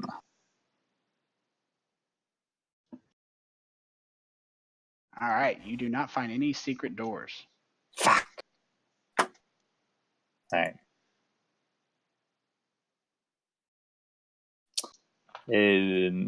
Actually, stopping at Shimshar. Shimshar, I believe now you are the guide. So, you know where to go? You guys are within 1 day. Let me check how many days you had traveled. Oh my god, we're gonna make it. Unless I die of the black lung. I don't exactly recall what day you were on, but I have it. We should probably take a rest, though, before we continue on. So everyone can heal up. Definitely. Do I have to heal Stool before he heals up, or...? No. Okay. Let's see here. You guys were on... Loading here. You guys are on day 5. So no, he cannot help you. Yikes. Remind me for the distance. Day 5 out of 8. Oh, good.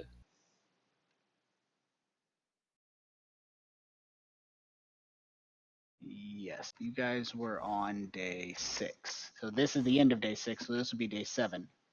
So with a really good survival roll, you may be able to get within a safe distance. But you guys are, this was towards the end of your day. So let me close this here.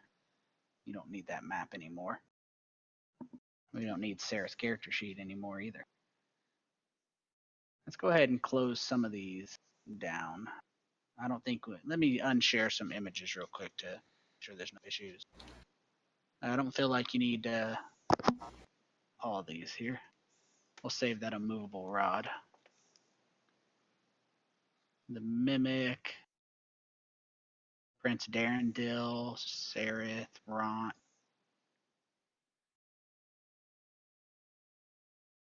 There we go. Cut those down by at least half. So, you guys would like to take a short rest or a long rest? Long. Long. I'd say long. Yeah. Like here, or do we walk for a little bit? Like, is it safe here?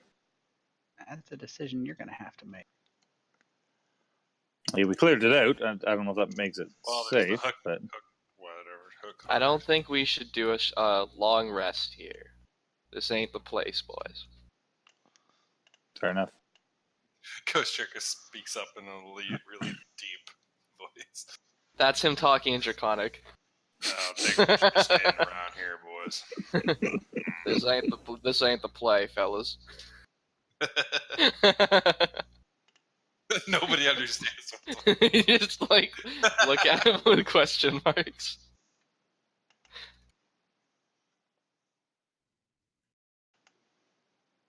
Good news.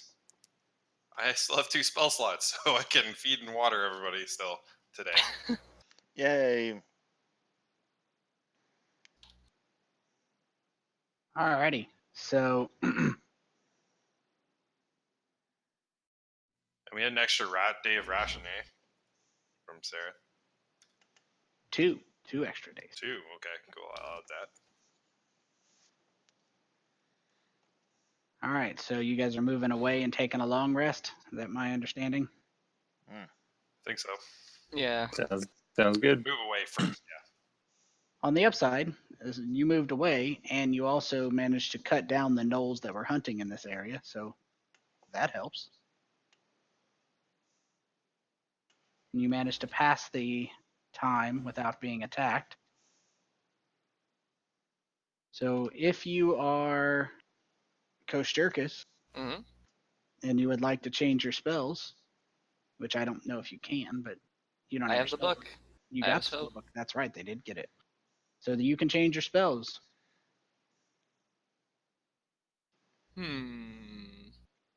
Things that make you go, Did we level up? No. Oh. Ah. Had to ask. And you have to ask.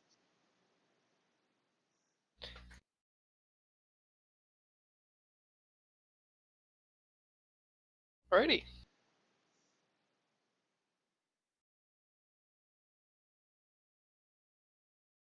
So I guess I'm just gonna try and follow the same direction we were walking in. Who's got the highest survival? I got +3. +4. Okay, +3. Can I try to aid him and give him guidance? You can no, that it just doesn't last long enough. It's an all-day check. But can we aid? You guys don't have the proficiency to aid. You'd have to know what you're doing. Can Shumshar aid? Because he's He like, can maybe tomorrow. he could. Yeah. Okay. Wait. Do we need proficiency in survival to aid? No, you need knowledge of this area. I see. Can I just give him guidance all day? Just put a hand on the back of his head. Yeah. Guidance.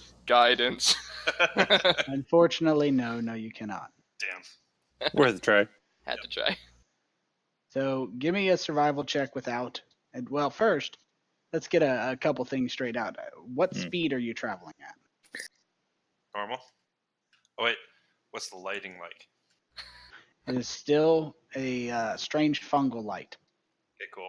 Then we can go at normal. Or If we go slow, do we get any like bonuses to the survival check? If you go to at a slow speed, Yeah. no. I think you get a bad. Yeah. It's bad to go fast. Actually, yes, you do get a +5 in -5 if you go fast. +5 at slow. Oh, so let's go slow, right? yeah, since we don't have a guide, might as well. Actually, see what you get first. Then no, I'm just kidding. All right. So at a slow pace, nice. And 24. That's a 24. The survival check without a guide was 22. Oh. Hey. Wow. Oh boy. So you do manage to find your way off of recalling something that you recall Sareth saying to you. Right. So this well, who's if anyone is going off scavenging or foraging?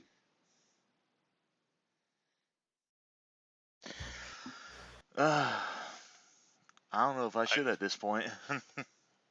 We still got a day's worth of food. Yeah, and we got a long rest too, right? So you can if you need to. Yeah, I guess I'll go ahead and I'll do that then.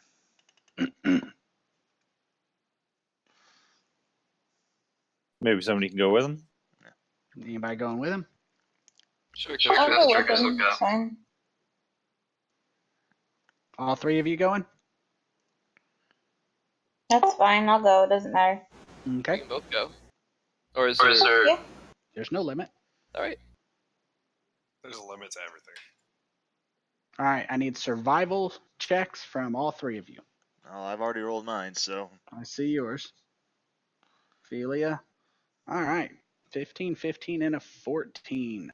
As you guys are moving through this area, you guys forage for a short, maybe about 2-3 hours. You guys do not find any food. The gnolls have just chewed. They're hunting everything. They hunted everything small enough for you to eat, and then they were hunting hook horrors. You got to be hunting on the low end to hunt hook horrors. For you three, give me an answer, high or low. No. Low. Low. Okay, so you literally came in at the top of the low to be back at the party. Oh my god. Wow. So, as you guys are traveling in the Underdark, moving across very odd things, crawling over rocks and climbing up and down ledges, today's travels have taken you basically through a series of interconnected tunnels, and after about the 3 hours, as the other three who were off not foraging unsuccessfully, came back, you start passing through some strange series of tunnels that are rocky and crystalline, quartz, calcites, gypsums, various you disconnected, Ben, various mineral deposits that are refracting the light that comes from other ones. So the tunnels you're passing through have crystals of every color and coming out of every which way. These interconnecting tunnels do intersect with each other once in a while. It's definitely, you guys can get lost pretty easily, though you do manage to find your way. They do rarely interconnect just horizontally. They definitely traverse long, wide tunnels. They have vertical shafts. As you are traveling towards about the 6th or 7th hour, towards the last quarter of the day, you're traveling through a long, tall, wide tunnel. It's about 30 feet tall, 30 feet wide, and it's probably a couple hundred feet long. It's not perfectly circular, but it's got a large vertical shaft straight up in the middle. And you can see all of this because of the crystals. And you guys begin to hear some weird, strange clattering noises. And looking up through that tunnel, you can see a strange, bright red glow becoming brighter as it moves down the tunnel that extends above you. It's moving down towards the tunnel you're in. It's getting closer. In a moment, something or some things are probably going to be coming through. Oh, okay. Try to hide. Yeah. Like, do we have anywhere? Like, do we think we can push up against the absolutely. wall? Or There's huge tunnel crystals everywhere. cool.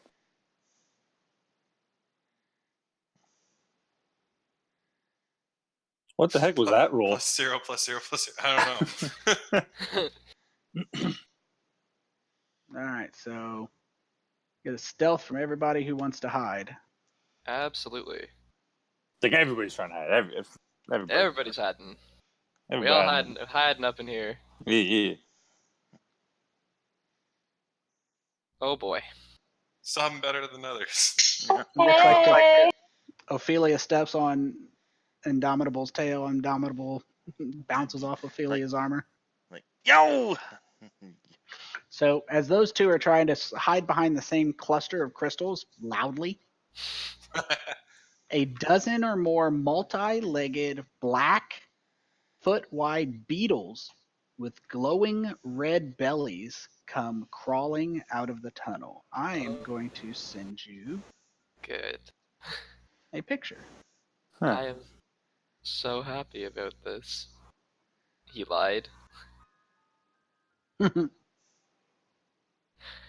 So this is a fire beetle. Yeah. So about a dozen or more multi-legged, foot-wide beetles. Their glowing red bellies come swarming down, and as weird as this sounds, that is not the most bizarre thing that comes out of that tunnel. Trailing behind the beetles are two gray dwarves mounted atop large, tentacled, multi-segmented, multi-legged carrion crawlers as mounts.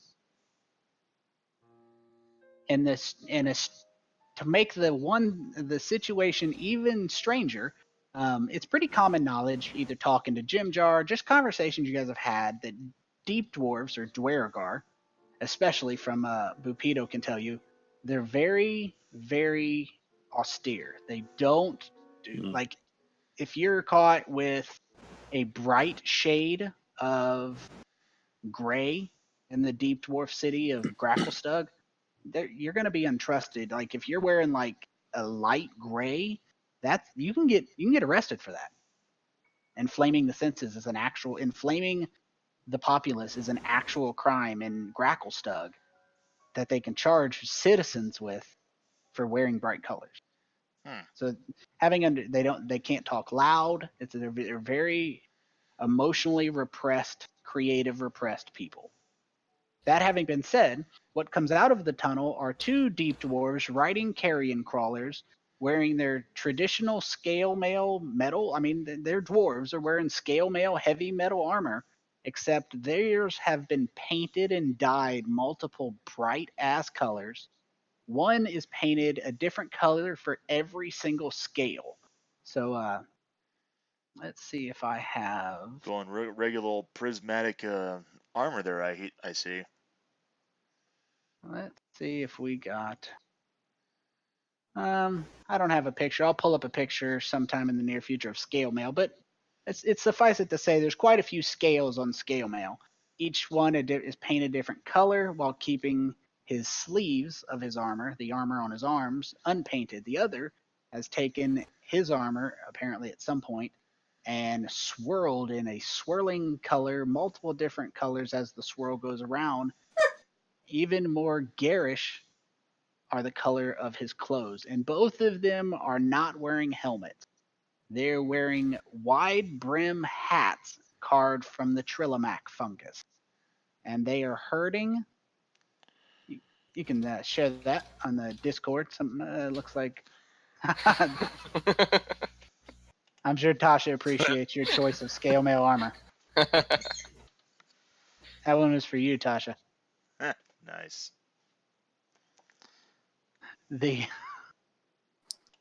That's outstanding. I missed that because Michael's just called and I was on the phone. Outstanding. He shared it in Discord. He shared a picture of scale Ah, mail okay. armor for you. So, and as they come out, they seem to be herding them as they make their way out. You notice that two of the beetles peel off from the crowd of dozens and run across the way, bobbing in and out.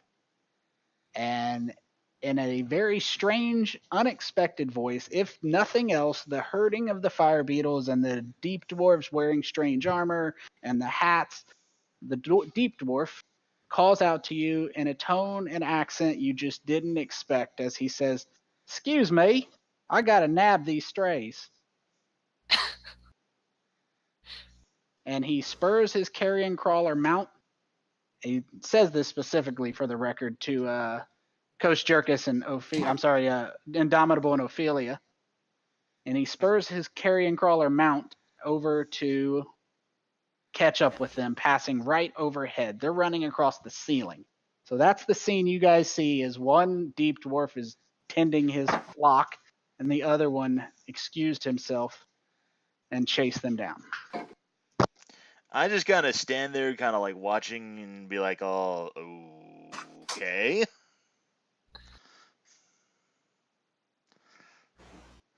That happened. Well, it's currently happening. Yeah. I'm just kind of like standing there just watching with a sort of dumbfounded expression on my face. At least he's not trying to murder us. That's a plus. Kosjurkis scuttles out from behind his pillar over to Indomitable, and he kind of like tugs on her robe. Does she wear robes? What is Indomitable? Yeah. He tugs on like the hem of her robe. Yeah. Yeah, and go ahead. Ask for direction. Excuse me, sir. How would we find the way to Slough Blue Daub?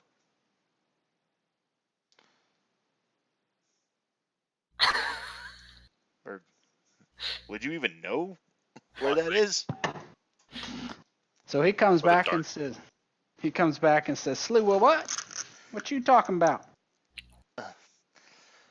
We're what type of creature is Shusar again? Kawatoan. Kawatoan. I explained that we're looking for the Kawatoan village. Should be not too far from here. He kind of looks around and says, "Wow." He points down the tunnel that you guys are heading towards already and says, "That's that way." Oh. All right, then. What? He says, "You look tired. If you need a bite, you follow us. We're going to Princess Anna Ray's stable. It's right up ahead and to the left. She got food aplenty." I take a look over at the other group and I just kind of wordlessly ask, okay, what's the plan here, boys? I'm gonna try and insight this boy. How threatening does this fella seem? I mean, I'm pretty confident that I know, but he seems about as authentic as a Georgia summer.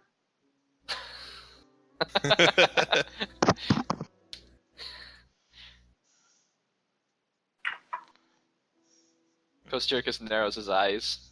Good food? Oh yeah. Got the best food, the best wine. That seems to seems like Kosjurkis is satisfied with that answer. I said, after all we've been through, I could certainly use a drink.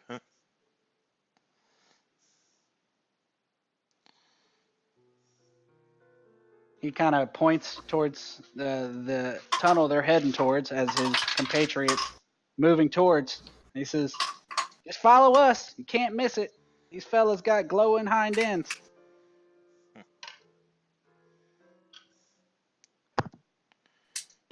He kind of gets his carrion crawler moving and taps the ground with a stick towards the fire beetle. Says, "Get!"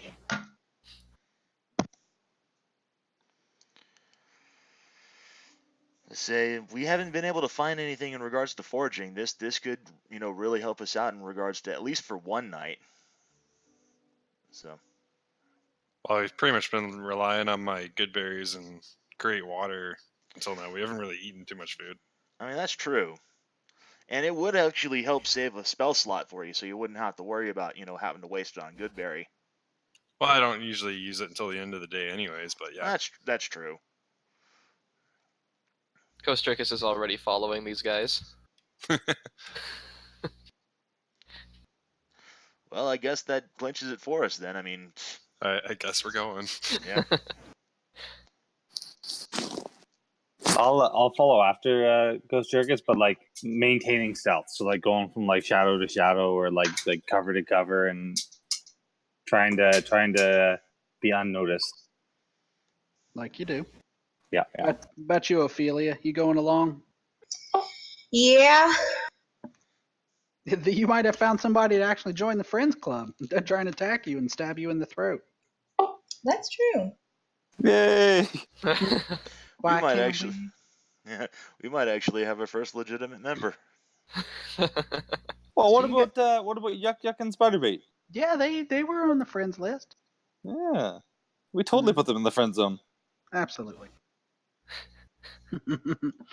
So you guys follow along. They go just a couple thousand feet down. The tunnel narrows to about 6 feet in diameter and is strangely round. Just a perfectly round tunnel as opposed to just a standard tunnel. The glimmering crystals have descended to flecks in the wall, embedded in the walls, as opposed to full outgrowths.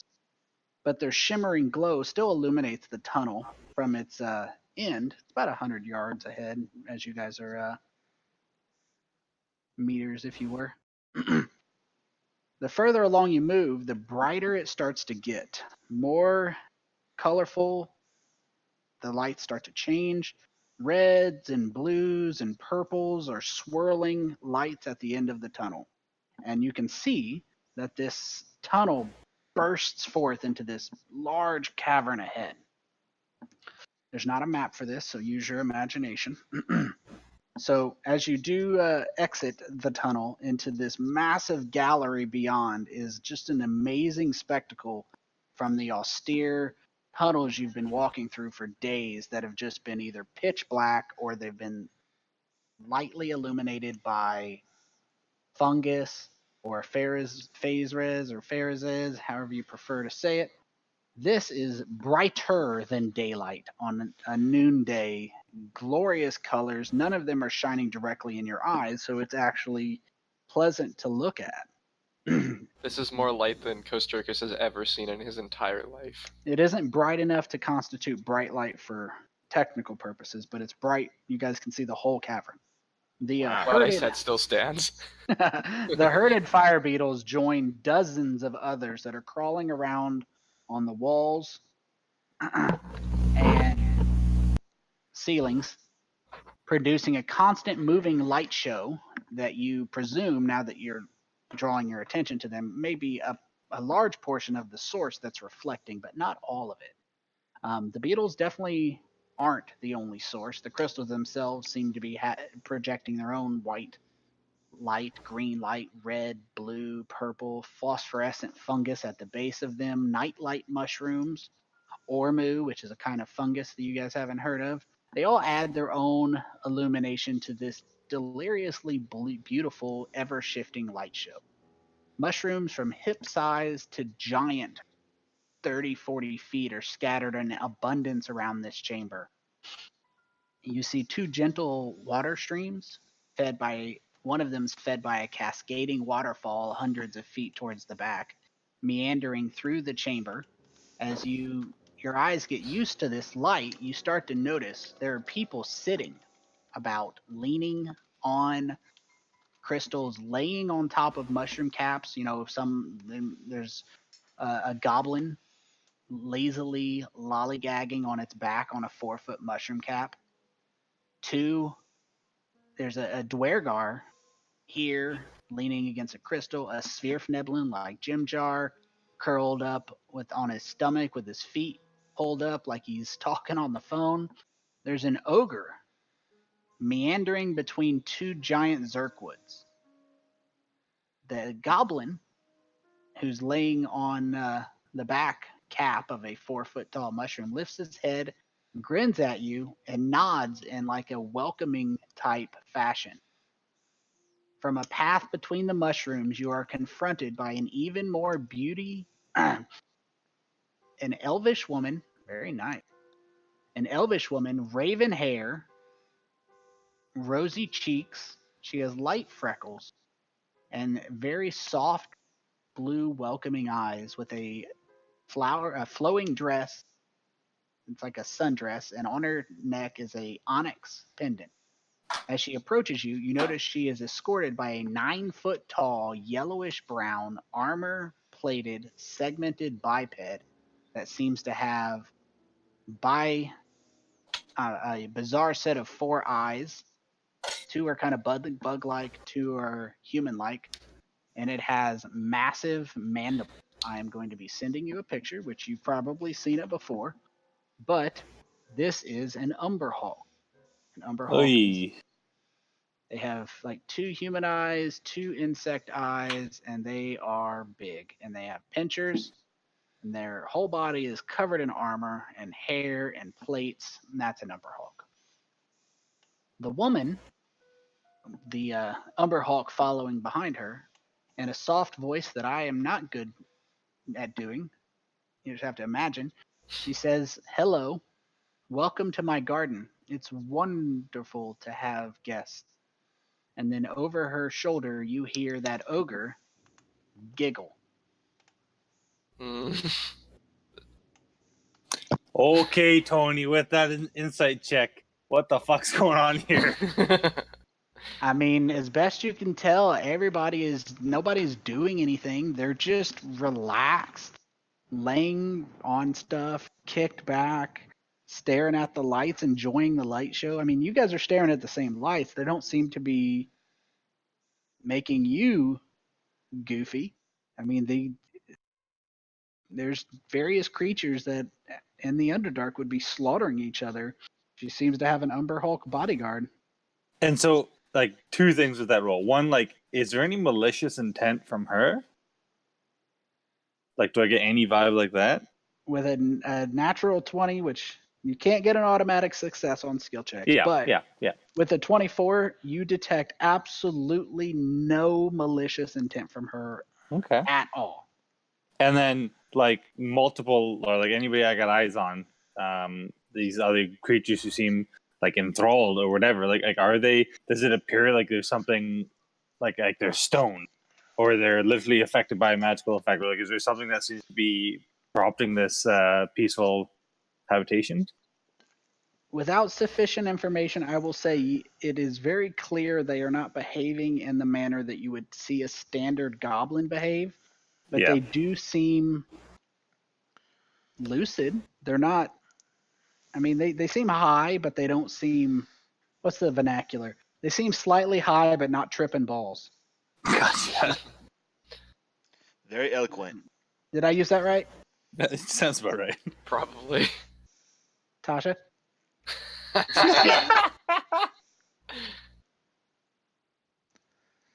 There you go.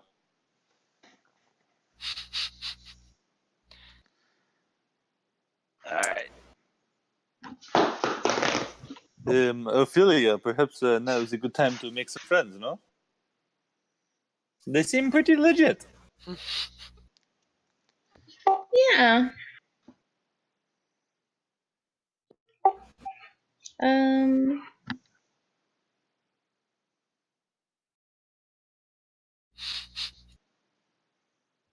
don't really know what to say.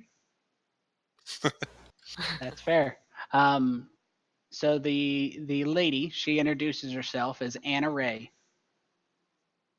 She says that you are welcome in her garden as long as you do not disrupt the peace of her garden. She welcomes you with true hospitality. Well, thank you so much. What else do you do here? She kind of seems a little perplexed by your question, and she says that they have dinner once a day. They sleep at night, Oh, jeez. or what she believes is night, and they just enjoy life. Okie dokie. Great. It's great. Don't eat my eyes, please.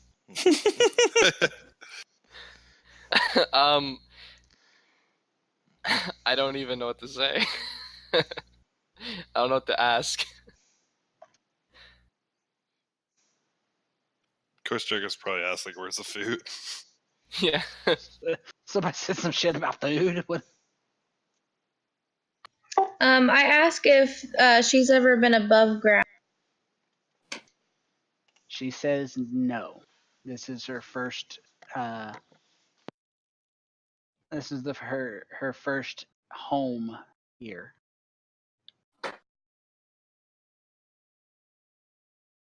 She says, if you would like, we will be having dinner in about an hour. Kosjurkis perks up. You're more than welcome. Just by I'm a bit slightly particular eater. What are you having? She says, to be honest, I'm not the cook, but typically it's roast fire beetle. And our wine brewed from the fungus around these crystals. Kosjurkis is so down. She says, you're more than welcome to join us. She points towards a path and says that is the direction. You can head up now, or you can wander the cavern. There are no rules here except do no harm to others. Welcome to Anna Ray's garden. Do no harm to others, huh? Well, you and Ophelia would get along just swimmingly. That's fantastic. Let's have a look around, shall we? Mm-hmm. Sounds good to me. I do, however, go up to Anna Ray and I just ask, I do apologize, but you haven't seen any other Tabaxi like myself and my companion. I kind of motioned off to Agile Smoke here, have you? She takes a look at you guys, and she shakes her head. She says, sadly, no, I've never seen your kind before. I But say, you are welcome. We do not discriminate here. I look a little downcast and I say, thank you. I do deeply appreciate it. She says, well, if you're feeling down, I don't know about helping with the finding, but if you would like, she kind of makes motion towards the Umber Hulk. She says, Suritan, my bodyguard, he has a natural ability to. I'll just show you. And she kind of looks over and she looks at the Umber Hulk and she says, hit me, Suritan. And he kind of focuses at her with his Umber Hulk eyes, and he sends a wave, a gaze attack. It washes over her, and she gets a giggle on her face, a smirk on her face, and she giggles as she kind of swoons just a little bit and catches herself. She definitely looks like she is enjoying the, let's call it the diluted gaze attack, confusion gaze of the Umber Hulk. She voluntarily waives her saving throw.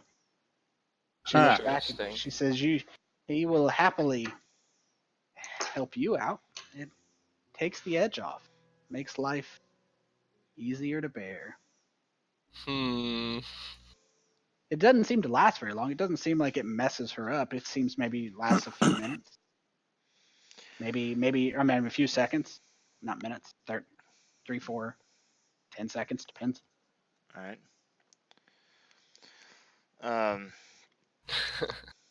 I'll try it, I guess. I don't want to offend her. Okay. She makes a motion, and he focuses his gaze on you. You can make a saving throw, DC 15, Okay. charisma, or you can voluntarily waive it. I'll voluntarily waive it. Okay. This is probably going to end badly. It is a diluted version, but I mean you are affected by a diluted version of confusion, which everything's kind of hazy, but you're not out of control. You feel good. I mean, it's a pleasurable sensation when you're not obviously being attacked and crushed from various things. So I mean, feels good. It lasts. I mean, you can make a saving throw anytime you want, but it lasts up to a minute, so about 20, 30 seconds. And you can, at any time, you can choose to do a saving throw. Eventually, it just, after a couple seconds, it wears off. It felt good. I'll just let it wear off.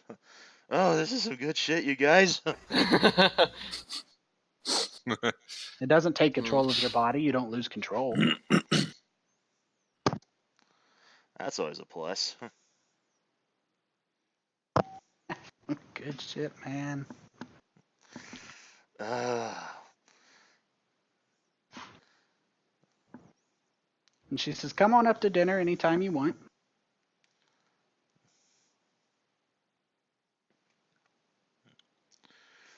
Alrighty.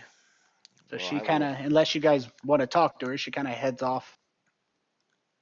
And she does offer the Serotin's treat towards anybody who wants it. Does anybody else want a little bit of diluted confusion gaze? Kosjurkis is good. No, thank you, Colty Plays. I'm not drinking the Kool-Aid or eating the food.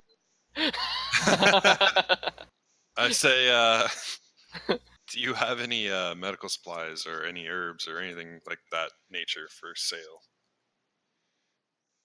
She kind of, she says you could probably find some herbs around, but I believe I have a few things.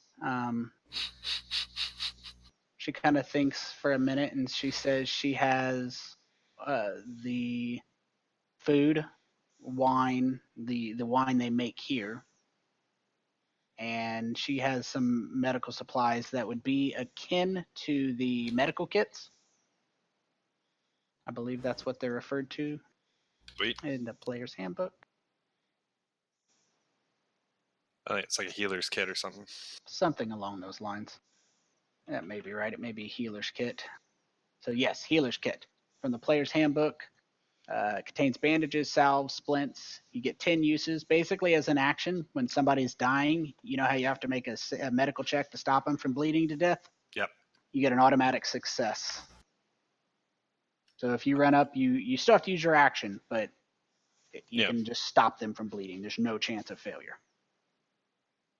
Each kit gets 10 uses. She has enough supplies to fund 5 kits, and she has enough food to provide you with as much food as you would like.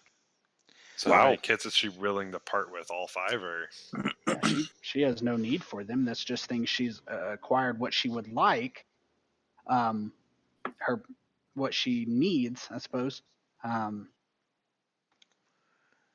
Let's see. She makes a pretty good profit, but she very much likes drow wine, but she'll also take gemstones, things like that, some traveling gear. And you can tell this gear is just random gear. It's not like stuff that's been destroyed. It looks brand new, like it's been not taken off somebody's corpse, like it's been actually bought. She also has she pulls out a little box. It's got about 12 healing potions in it. Whoa. Nice. Well, shit. Well, we got a couple of bloodstones and a brown tourmaline. So as for that, you can sell. She will, unlike at an actual merchant, she will trade you 1 for 1. So if your tourmaline's worth 100 gold, you would get it for 50. You would get 50 gold pieces standard unless you negotiate more. Just 50 gold pieces at a shop. And the healing potions, for example, are 50 gold. So 100 gold piece worth of gems could get you 1 healing potion because obviously that. But she will trade you 1 for 1. If you have a gem that's worth 100 gold, she'll give you 100 gold worth of supplies for it because she would rather provide you with good supplies than to hoard the supplies herself.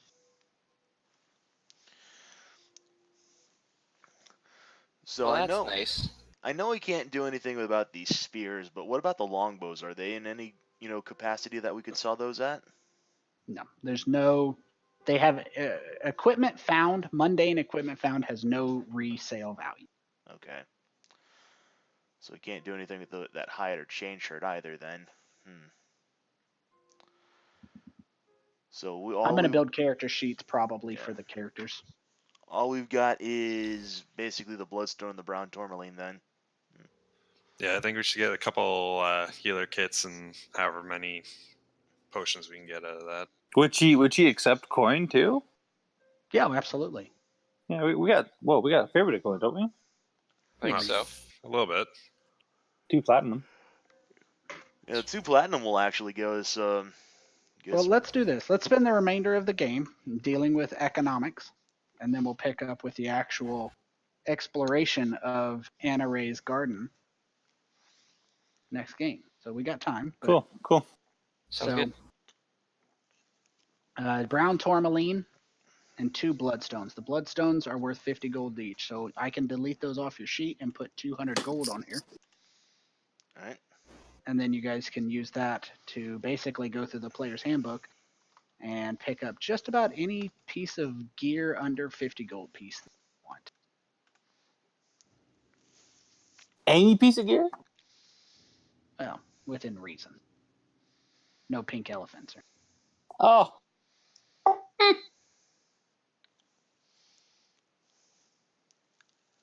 Still, he torments us with the pink elephants. I know.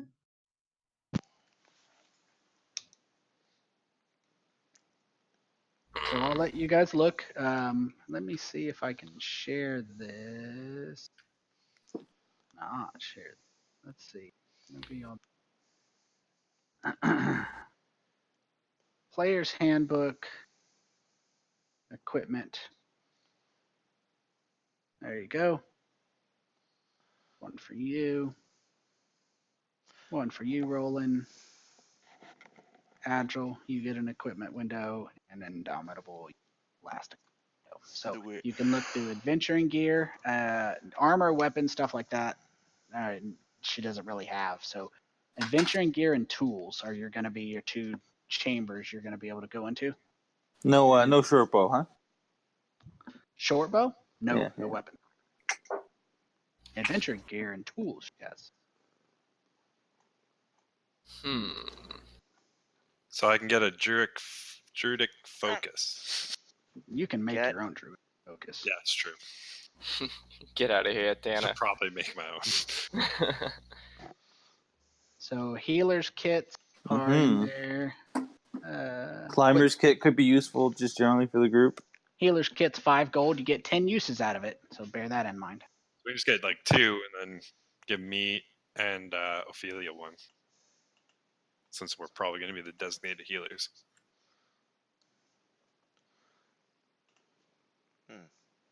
I could probably take a pack of cook's utensils if nothing else. Help us out with being able to actively cook for the group now.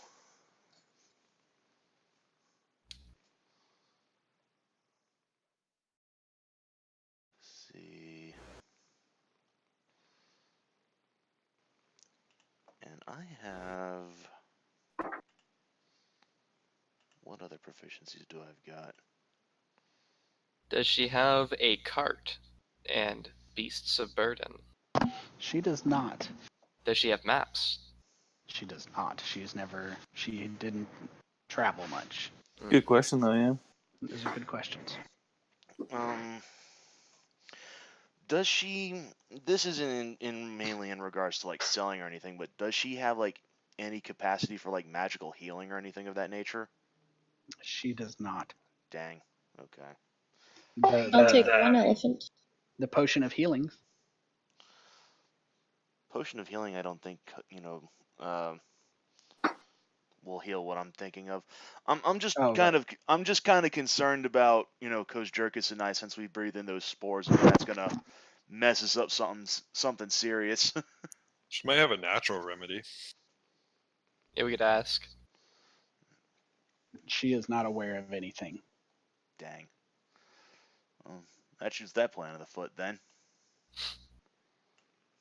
Just ask you, hey, do you have anything for horrible, horrible spores?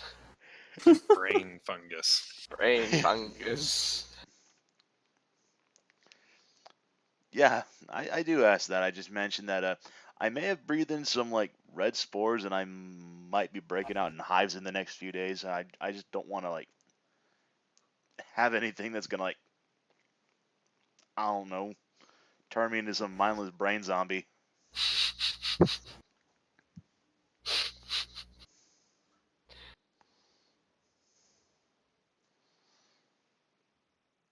You guys mind if I spend 25 gold on thieves' tools? Go for it. That seems like a pretty good use right there. Hi, Tot. Reasonable. Yep. We got one gold piece for cook's utensils. I'll go ahead and I'll take one of those. Definitely get some healer's kits.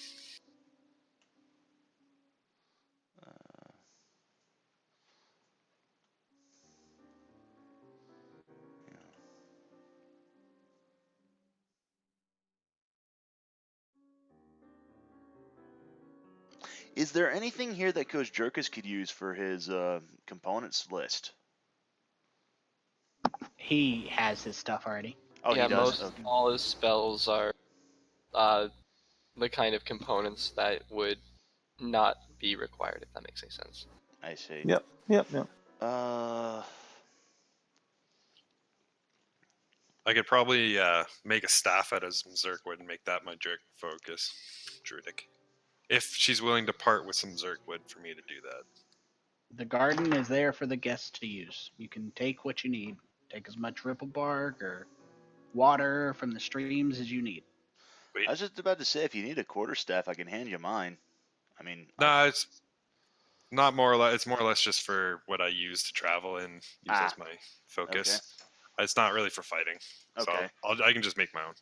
All right. Kosjurkis, do you want Alchemist supplies? Yes! Is that something you'd utilize? It's 50 gold pieces, but...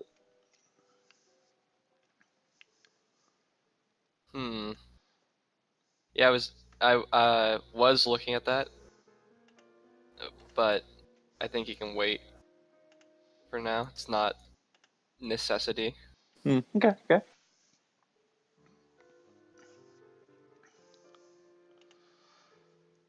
Yeah, healer's kit. Yeah, we so we got what 200. Well, technically we spent what 26 already. Yep. Now healing potions. We should buy some rope at the very least. Yeah, rope would definitely be useful. I forget how, but I got 50 feet of rope. Oh yeah, because you stole that from a box or something. Oh, that's right. Yeah. You can never have enough rope. That's right, because we used the rope to try to tie up that one halfling dude. Before the spiders got him anyway. Spiders got him. Gonna get you. That's some good shit, man. I'll let you guys Spiders manage will it. get you. You guys are manager. Spiders are your man.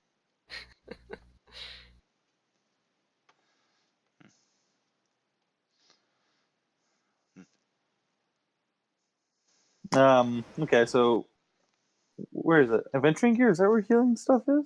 Yes. Yeah. Okay. You Spirit, can always search at the bottom. Right. Yeah, that makes more sense. Spirit notices something called soap, and she's like, "Oh my god, I have not had a good hot bath in like fucking forever." What's a platinum again? How much is that? 10 gold. Each one is separated by 10 of the lower one. Except for EP. Get Which we that don't out of my need. face right now, son. I hate Electrum. I'm offended by its existence. It's like somebody was like, this system's too goddamn simple. put a divisible by 5 thing in there instead of divisible by 10. That's the shit I like to see. So should we just grab 4 healing potions and? Well, it depends on how much money you guys spend. If you're spending 50 on thieves' tools, and 25. 50 We said 25 on thieves' tools, and then 1 on what do you get, Spirit? Cook's utensils. And Right, 2 healer's kits, which is 10. Oh, okay. Oh, okay. Then we only get 3 then. But so pick somebody who managed. Can you guys change the amount of money on your party I sheet? should be able to. Or hang on. On the party sheet, though. I no, tried. It won't. Yeah. Okay, so All right. let's I put it this way. I got a notepad up. I can go ahead and calculate that out real fast. So 220 minus 25 minus 1 minus 240. 10. Yeah, do 240. 240. Okay. So 240 minus 25 minus 1 minus 10. And that should be. Where's Somebody's my the calculator? banker in Monopoly. Should we buy a rowboat? Oh, Oh my god. that was. Revive Jeff. Bring him back to us. We'd have 200 and We have 204. we can still get 4 heal. Yeah, we could get 4. Yeah. Can Kosjurkis take 5 of those 23 silver and buy a blanket? No, Too bad. Absolutely not. we're roughing it. No blanket for you. Yeah, buy yourself a blanket. It's only 50 gold piece, so For the boat? You still talking about a boat? yeah, yeah. We can't carry a boat. But if we find water, we're going to be in business. See what I'm saying? Get Yeah. across the dark lake. Yeah. That seems like a terrible idea. Yeah, kind of. I feel like there's horrible monsters inside of the Dark Lake. Seems like a fair assumption, but I mean, she doesn't have a rowboat. I was about to say, yeah, she probably doesn't have one. If she doesn't have I could take the 4 remaining gold pieces and buy 420 bags of caltrops because those were freaking useful back in the last campaign. And by Those useful, I mean I didn't use a goddamn one of them. Yeah, but when you don't have anything else. Yeah. Now let's grab what we grabbed and then 4 more healing potions. So we're good to go, right? Yeah, I think so. Okay, who's gonna hold the healing potions? Keeping them in the party sheet is pointless, right? Yep. Yeah.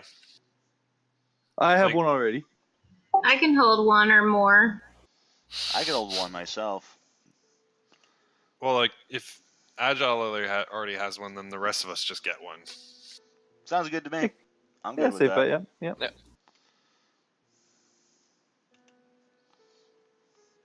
yeah. Okay. Communism at its finest. Mm-hmm.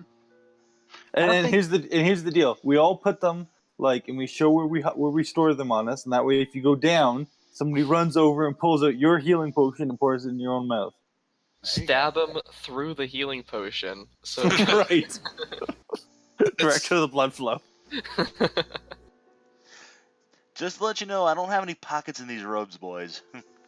So, Tasha, grab a healer's kit, too. Spirit says as she slides the healing potion in between her bosom.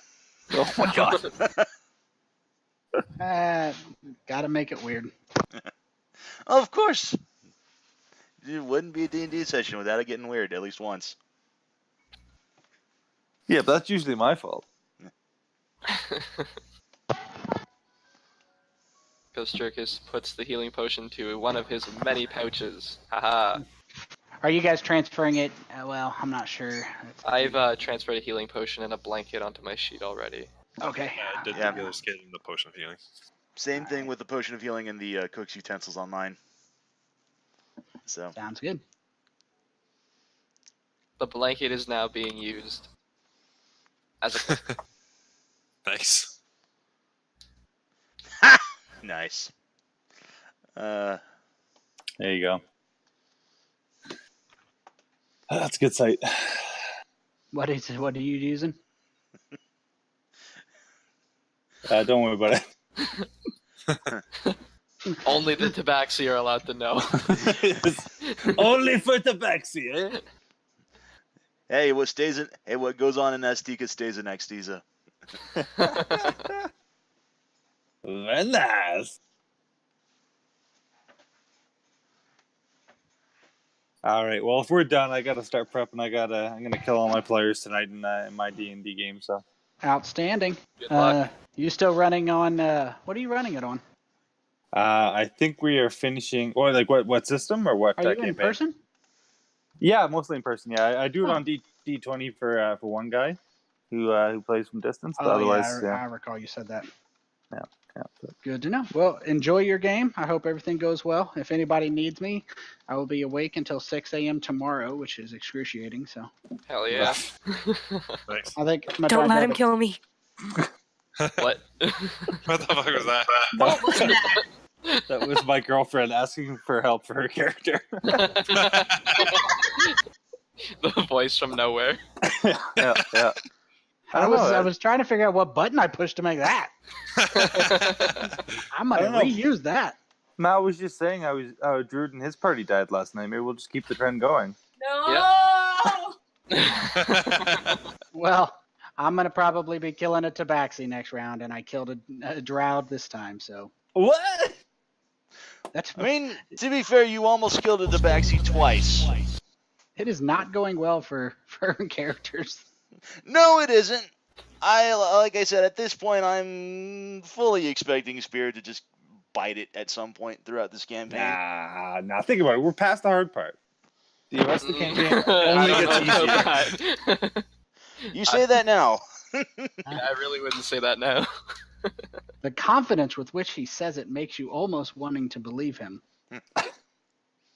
Here, I gotta get going. I'll see you guys later. Take Yeah, it easy. we'll see you later. Take care, everyone. take it easy, everybody.